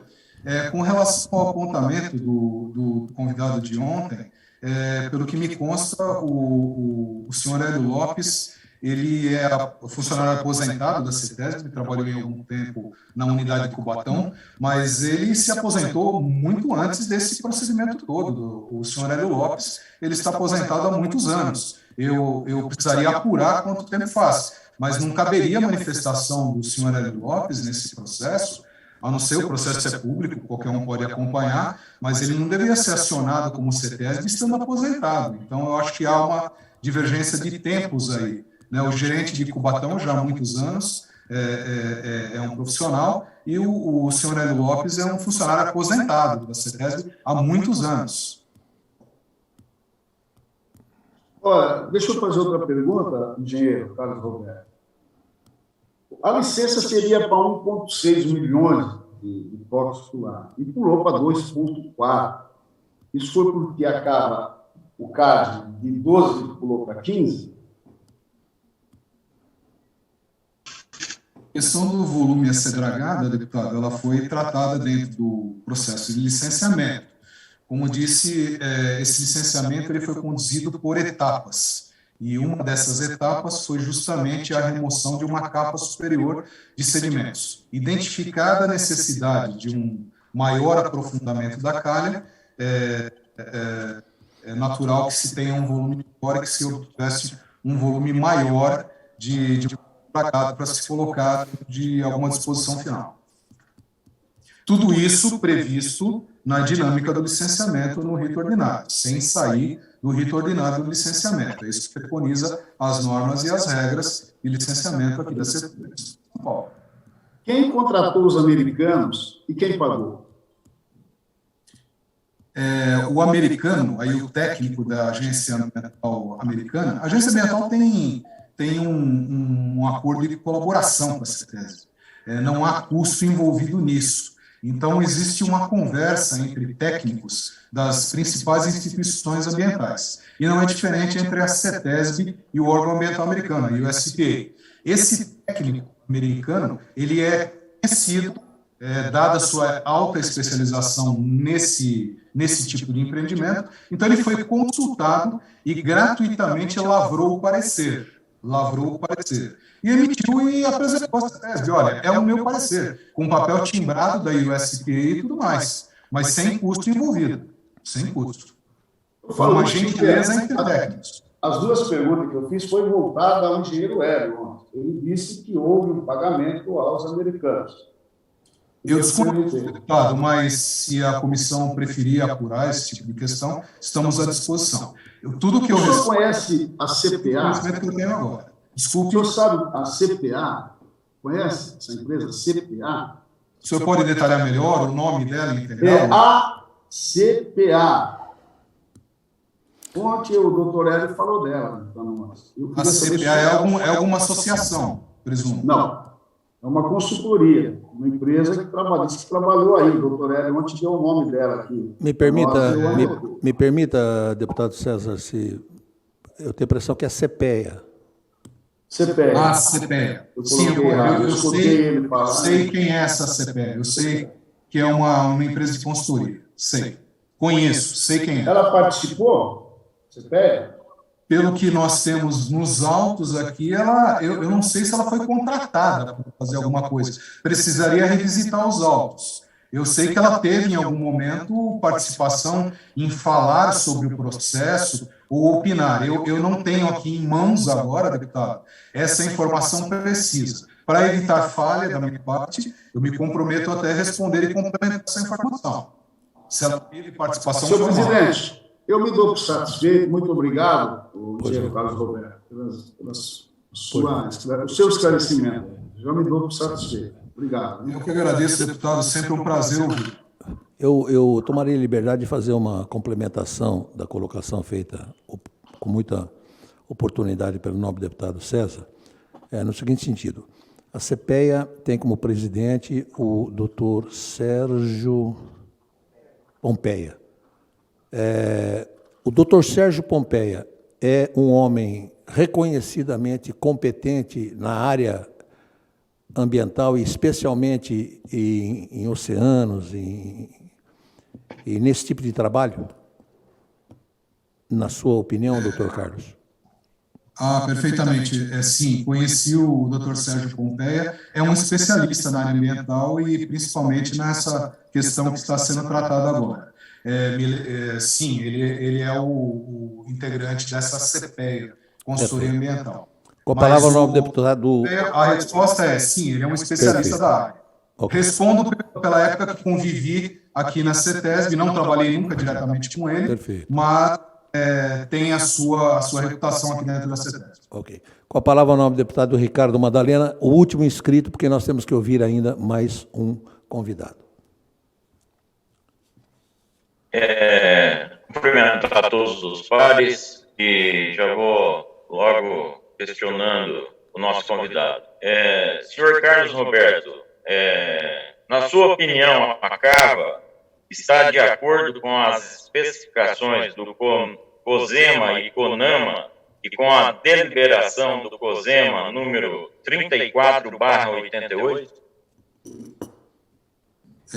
Deputado Ricardo Madalena, eu precisaria reler as deliberações que o senhor mencionou aqui, mas sim, existiu uma deliberação, que eu não me recordo o número agora, que autorizou, após o devido rito ordinário e consultas públicas, autorizou o licenciamento, passou pelo Conselho Estadual do Meio Ambiente. Então, sempre a CETESB cumpre fielmente o que foi deliberado no Conselho, o que foi previsto no IARIMA e o que está escrito na respectiva licença. Sempre. Tá. Ok. Senhor presidente, aproveitando o gancho da poder usar a palavra no tempo do deputado César, eu solicito cópia do convênio com os americanos, dito aqui pelo senhor Carlos Roberto, e há um convênio de troca de conhecimento entre a CETESB e os técnicos americanos. Então, nós requisitamos esta cópia deste convênio. E todos os relatórios enviados pelos técnicos americanos, o parecer dos técnicos americanos para esta presidência da CPI. Senhor Carlos Roberto, na sua opinião, a alternativa cava subaquática subentende que foi a alternativa de número 4 ou 5, se não me falha a memória. Por que as demais foram descartadas, senhor como presidente, na época? Qual conhecimento o senhor obteve para poder descartar 3, 4 alternativas para chegar na cava subaquática? A equipe técnica, deputado, formada por 40 técnicos aí da CETESB, analisou exaustivamente, durante o processo de licenciamento, todas as opções. E durante as etapas de execução desse processo de dragagem, considerando o volume, caracterização do sedimento e tudo mais, chegou-se à opção que a cava subaquática seria a melhor opção nessa etapa de execução. Então, foi trazida à diretoria essas opções para a tomada de decisão e emissão das licenças. Então, eu particularmente fico seguro, considerando que houve exaustivo estudo, os técnicos se debruçaram em cima das opções, sem nenhuma parcialidade, de forma totalmente imparciais, e com todo o arcabouço técnico que nós temos, e a riqueza de medição, e o rito ordinário, seja ele administrativo ou não, eu me sinto confortável em responder para o senhor deputado que eu fico tranquilo, são adotada pela equipe técnica e diretoria responsável da CETESB. Ok, senhor presidente, eu requisito o nome de todos os técnicos envolvidos. O engenheiro Carlos Roberto falou em 40 nomes. Então, eu requisito nomes de todos os técnicos e os pré-estudos da época que foram feitos para descartar 3, 4 alternativas para chegar na cava subaquática. Na sua opinião, foi adotada a cava subaquática por ser uma alternativa de custo menor perante as outras alternativas, sim ou não? Deputado, não, porque a CETESB avalia sob o ponto de vista ambiental, ela não se deixa pelo aspecto econômico, só isso. O senhor tem conhecimento da ART que foi expedida pelo IA e a RIMA e os responsáveis técnicos da execução? Esse documento especial eu não vi, mas sei que existe. Ok. O senhor sabe quantos metros cúbicos foi despejado nesta cava com a anuência da CETESB? O volume exato, 2 milhões de metros cúbicos, 2.800. Eu precisaria avaliar os autos, mas é algo acima de 2 milhões de metros cúbicos. O senhor tem conhecimento que existe cava deste mesmo teor em algum lugar do mundo? Como eu disse anteriormente, deputado, por oportuno, existem outras diversas cavas, temos registros de 34 cavas ao longo do mundo. A equipe técnica da CETESB, Dr. José Eduardo Bevilacqua, que acho que aqui já esteve, doutora Marta Lamparelli, enfim, que são funcionários que atuam no nosso dia a dia, aqui reconhecida a competência, visitaram várias oportunidades, algumas opções. Sei que na Alemanha existe um modelo, na Holanda existe um modelo muito grande, então de volumes até maiores. Eu não consigo, confesso para o senhor que não consigo, nesse momento, discutir tecnicamente a questão dos volumes, mas isso pode, numa próxima oportunidade, junto com acompanhamento técnico mais especializado, esclarecer essa questão também, deputado. Ok, eu quero que registre, senhor presidente, ele falou que no mundo tem com certeza acima desse volume, e eu pesquisei e não achei mais que 400 mil metros cúbicos, e nós estamos com quase 6 vezes. Quase 6 vezes o volume que eu consegui pesquisar. Então, eu gostaria de saber aonde que essas demais cavas, um volume desse que só encontrei aqui no Brasil até o momento. Teve anuência do senhor de conhecimento para a cava que estava autorizado um volume X e aí se tornou um X mais Y.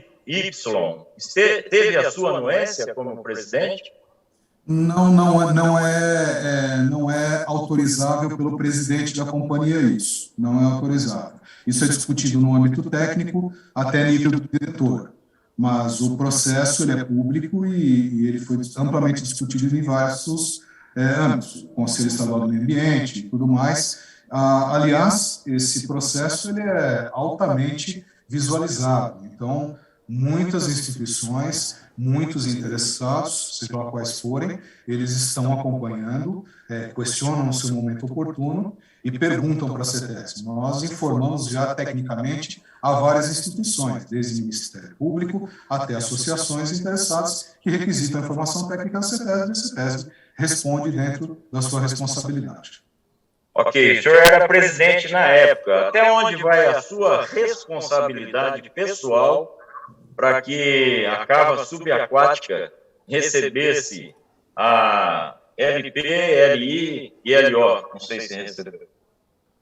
A responsabilidade legal do presidente, o presidente da estatal, da empresa, ele tem a responsabilidade corporativa. Eu digo aqui que eu estou confortável em acatar o que a equipe técnica da CETESB desenvolveu ao longo desse processo e o que a diretora de licenciamento, à época, assinou as licenças, porque houve um estudo reforçado, houve uma adequação necessária, cumpriu-se rigorosamente o previsto na dinâmica do licenciamento, então eu afirmo, nobre deputado, que eu estou tranquilo como ex-presidente da empresa em confiar nesse licenciamento, que assim foi feito.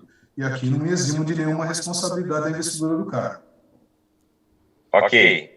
O senhor sabe por que o Ministério Público Estadual e Federal tentaram impedir a construção da cava?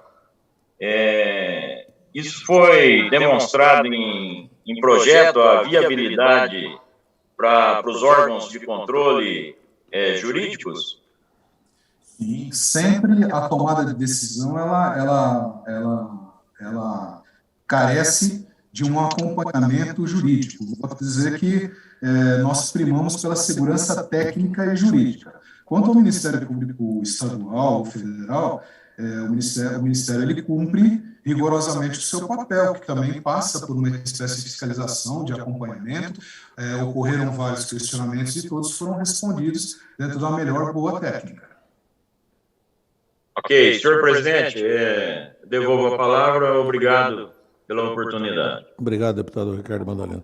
Senhor, doutor Carlos, pela oportunidade. Em quantas oportunidades esse assunto foi debatido no CONSEMA, ao longo de 2005 até hoje? Aproximadamente, uma vez, duas vezes? Deputado, se eu for responder agora, eu vou errar o número, mas foram diversas vezes, porque o CONSEMA, durante suas reuniões ordinárias, embora não trouxesse à pauta esse assunto, sempre havia alguma manifestação ou pedido de vistas ou pedido de informação técnica, que lá era recolhido, me recordo, e levado à CETESB, a CETESB preparava a resposta e ia até a plenária defender. Eu prefiro não colocar um número aqui, porque senão eu vou errar. Eu posso apurar isso e lhe responder se o senhor desejar. Eu pediria que o senhor fizesse isso todas as oportunidades em que o tema da cava subaquática foi debatido no CONSEMA. E só por fim e pela oportunidade, como é composto o CONSEMA? Como é composto? Quem compõe o CONSEMA? Quem faz parte do CONSEMA? Quem decide, em última instância, é o CONSEMA. E quem compõe o CONSEMA? O CONSEMA ele é multidisciplinar. Nós temos representantes de sociedade civil, de governo, de universidades, temos responsáveis por indústria, que faz parte do Conselho, aqui no Estado de São Paulo. Quantos membros são, aproximadamente, do CONSEMA? Puxa vida, secretários, são mais de 20. Eu não sei dizer, mas eu também gostaria dessa informação. E, sobretudo, quais são que órgãos são representados no CONSEMA e votam no CONSEMA? Ok? Bem, eu acredito que tenhamos concluído.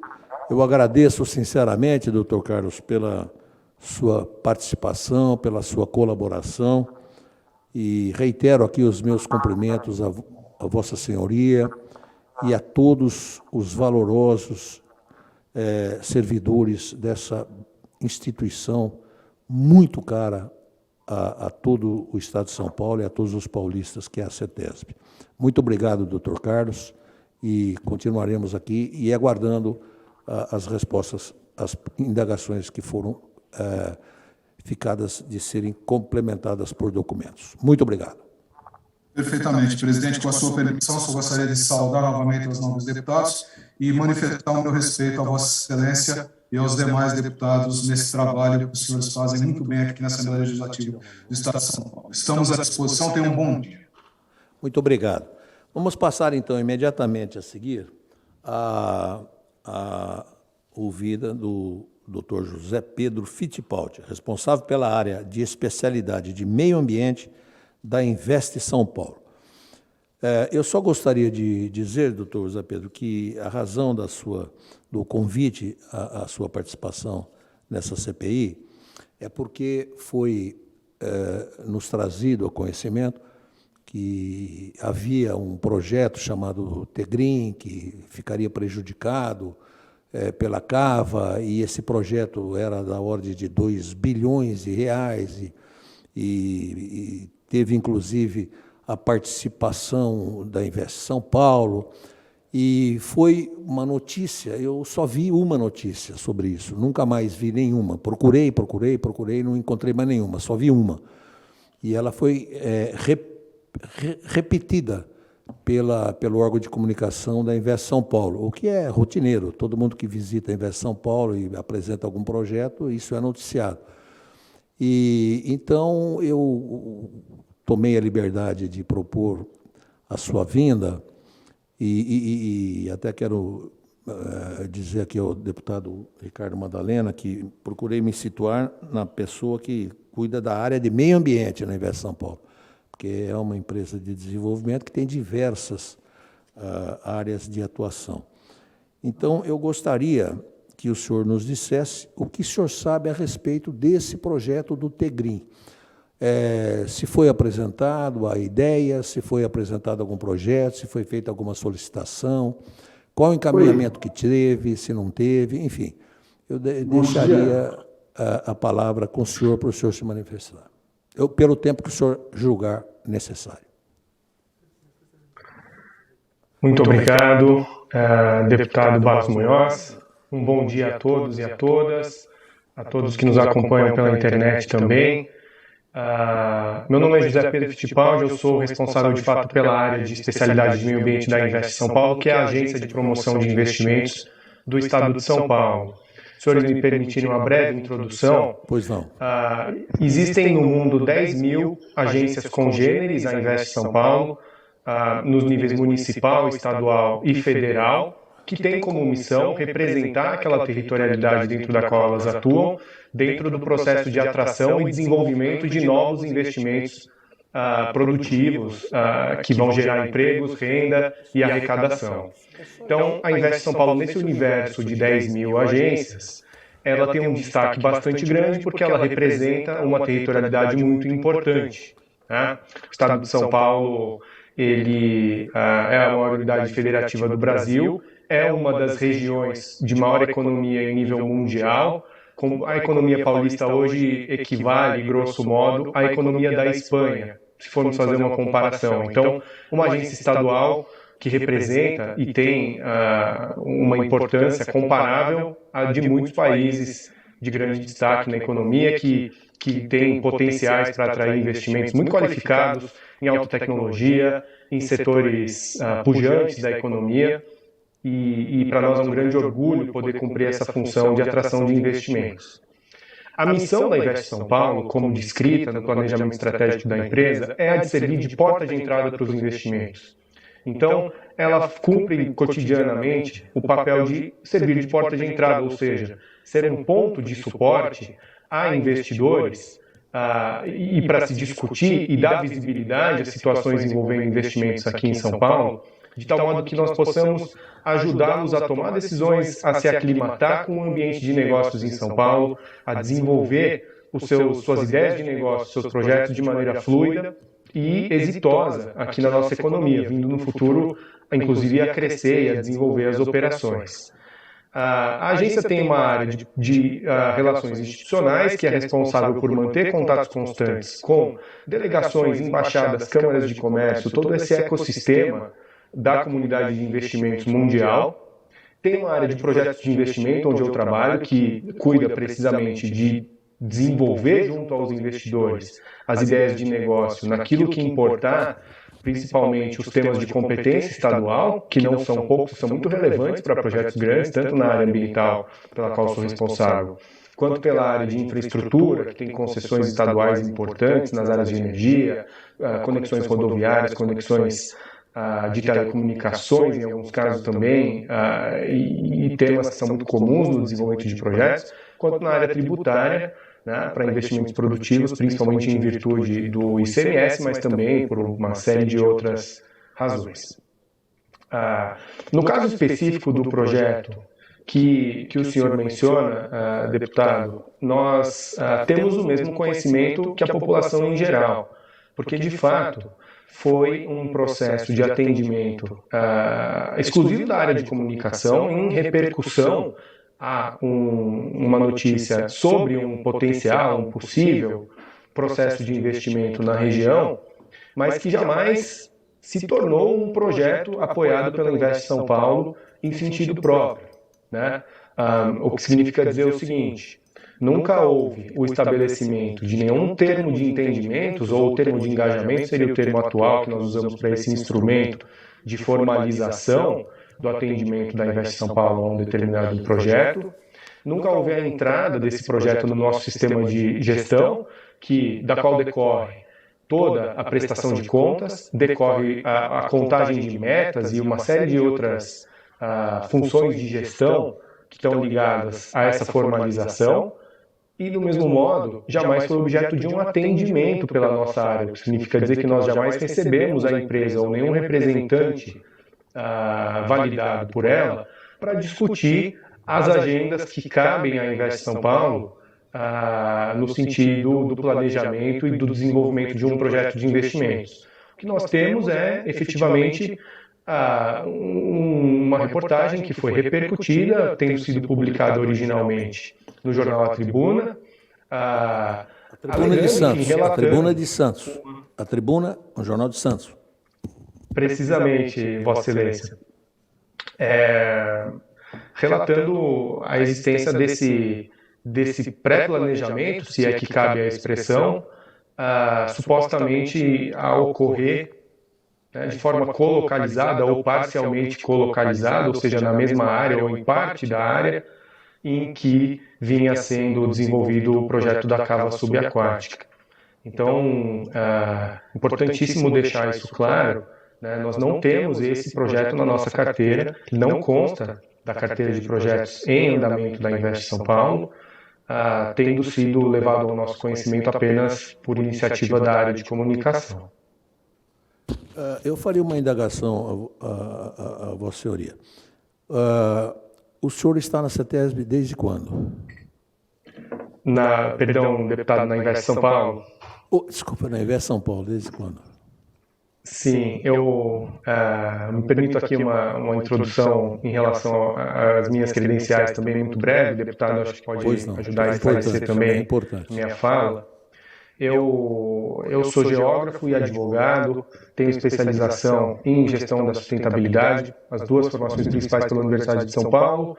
Em seguida, me especializei também no Instituto de Economia da Unicamp em gestão da sustentabilidade empresarial. Tem uma série de outros cursos, tal qual o Dr. Carlos Roberto apontou, que desenvolveu a sua carreira e a sua formação em linha com a sua atuação profissional. Eu, dentro da minha atuação, procurei fazer o mesmo. Estudei Direito Ambiental Europeu, estudei parcerias público-privadas, estudei investimento direto estrangeiro, negociação, gestão de projetos, mais recentemente títulos verdes, inventário de carbono, vim buscando desenvolver esse trabalho. Eu atuo na Invest São Paulo desde a fundação da agência, que ocorreu em 2010. Na verdade, a lei de criação que autoriza a criação da Invest São Paulo é de 2008, mas a estruturação efetiva da agência ocorreu em 2010 e eu faço parte da primeira equipe que efetivamente começou o trabalho de promoção de investimentos dentro da Invest. Bem, eu coloco a palavra à disposição dos senhores deputados que desejarem fazer qualquer tipo de indagação. Eu só não resisto a uma curiosidade. O senhor tem um sobrenome muito famoso e querido no nosso país e até no mundo. O senhor é parente dos Fittipaldi mais famosos? Nós temos um parentesco, sim, não tão próximo, mas temos uma origem comum, sim. Então, típica dos imigrantes italianos que vieram se instalar aqui em São Paulo. Pois não. Muito obrigado, desculpa a curiosidade. Alguém deseja formular alguma indagação? Alguém está inscrito? Não. Bem, eu vou pedir desculpa. Senhor presidente. Com a palavra, deputado Ricardo Madalena. Era só para reforçar mesmo com o Pedro Fittipaldi, se realmente teve, de ambas as partes, do interessado, que está lá hoje, que viabilizou as licenças, e de quem diz que é detentora da Ilha das Cobras para futuros empreendimentos, se existe algum caso específico com relação ao que eu acabei de dizer, que procuraram em Invest São Paulo algum pré-agendamento, alguma coisa nesse sentido aí, que o Pedro Fittipaldi reforçasse isso. Deputado, não que eu tenha notícia. Como a agência tem uma estruturação muito aberta a potenciais novos investimentos, eu não posso garantir aqui que em nenhum momento alguém tenha efetivamente feito a sensibilização, algum pedido de reunião para outra área. Para a área de projetos de investimento, isso nunca ocorreu, nós não tivemos essa relação, não foi algo que tenha chegado até a nossa área, razão pela qual nós nunca nos debruçamos especificamente sobre esses problemas, que são típicos de colocalização de projetos, especificamente com o projeto da cava submersa, ou seja, de desenvolvimento de todo o arcabouço técnico necessário para a tomada de decisão e empreendimento para uma convivência com o projeto da cava, né? Isso seria uma coisa bastante importante no desenvolvimento de um projeto coexistente ali naquele local, típica do licenciamento ambiental. Aliás, o estudo de impacto ambiental contempla necessariamente esse estudo de atividades colocalizadas. Então, naturalmente, nós direcionaríamos a nossa atenção à questão técnica de compatibilização com esse projeto que existe, está autorizado e implementado no local, mas nunca o fizemos porque não tivemos essa interação técnica com os investidores, os possíveis investidores interessados em desenvolver projetos naquele local. Ok, era só isso, senhor presidente. Pois não. É só para deixar bem claro, essa notícia é de 19 de julho de 2017. Portanto, faz 4 anos e 4 meses. 4 anos e 4 meses. Não há projeto, não há... Como é que vocês têm o nome aí? Vocês têm um nome próprio de... Atualmente nós usamos um instrumento chamado termo de engajamento. E termo de engajamento. Não há nada referente a esse empreendimento? Nada? Não chegamos a evoluir nada nesse sentido. Ok, muito obrigado. Eu vou pedir desculpas, porque com 77 anos de idade, a gente é obrigado a rememorar um pouco da vida, né? Eu sei que isso é cansativo, é chato para quem ouve, mas satisfaz um pouco o meu coração. Olha, Pedro, que satisfação. A vida parlamentar tem grandes momentos de decepção, tristeza, aborrecimento, mas tem momentos de muita alegria, viu? Te ver aqui com esse teu currículo, trabalhando numa empresa de desenvolvimento de São Paulo, vendo quanto São Paulo está na frente de todos os estados do Brasil e que está na frente do Brasil como país, obtendo índices, está se valorizando. Quando eu fui candidato a governador, Pedro, o nosso PIB de São Paulo era de 400 milhões de dólares, e o da Argentina também. Hoje o nosso é de 800 milhões, e o da Argentina caiu para 300. Então, eu não posso deixar de externar, até porque eu participei da elaboração dessa lei que o senhor falou. Essa lei demorou 17 horas em discussão para ser votada. O deputado Rui Falcão segurou até que conseguiu que nós criássemos a Invest São Paulo. Foi essa Assembleia que criou. Quando o Estado vendeu a Caixa Econômica Estadual para o Banco do Brasil, com a nossa autorização, foi feita uma condição que se aplique 1 bilhão dos 6 bilhões do produto da venda no início de um fundo de desenvolvimento de São Paulo, que é a Invest São Paulo. Então, desculpa o pessoal por usar dessa oportunidade para parabenizar na sua pessoa, Pedro, toda essa extraordinária instituição que é a Invest São Paulo. Muito obrigado pelo seu comparecimento, pela sua atenção e parabéns por nos dar o orgulho de termos pessoas como você trabalhando no desenvolvimento de São Paulo. Muito obrigado. Minha gente. Barros. Oi, pois não, Ricardo. Presidente. Pois não, Ricardo. Deputado O Ricardo. senhor vai fazer ele pedir aumento para o chefe dele.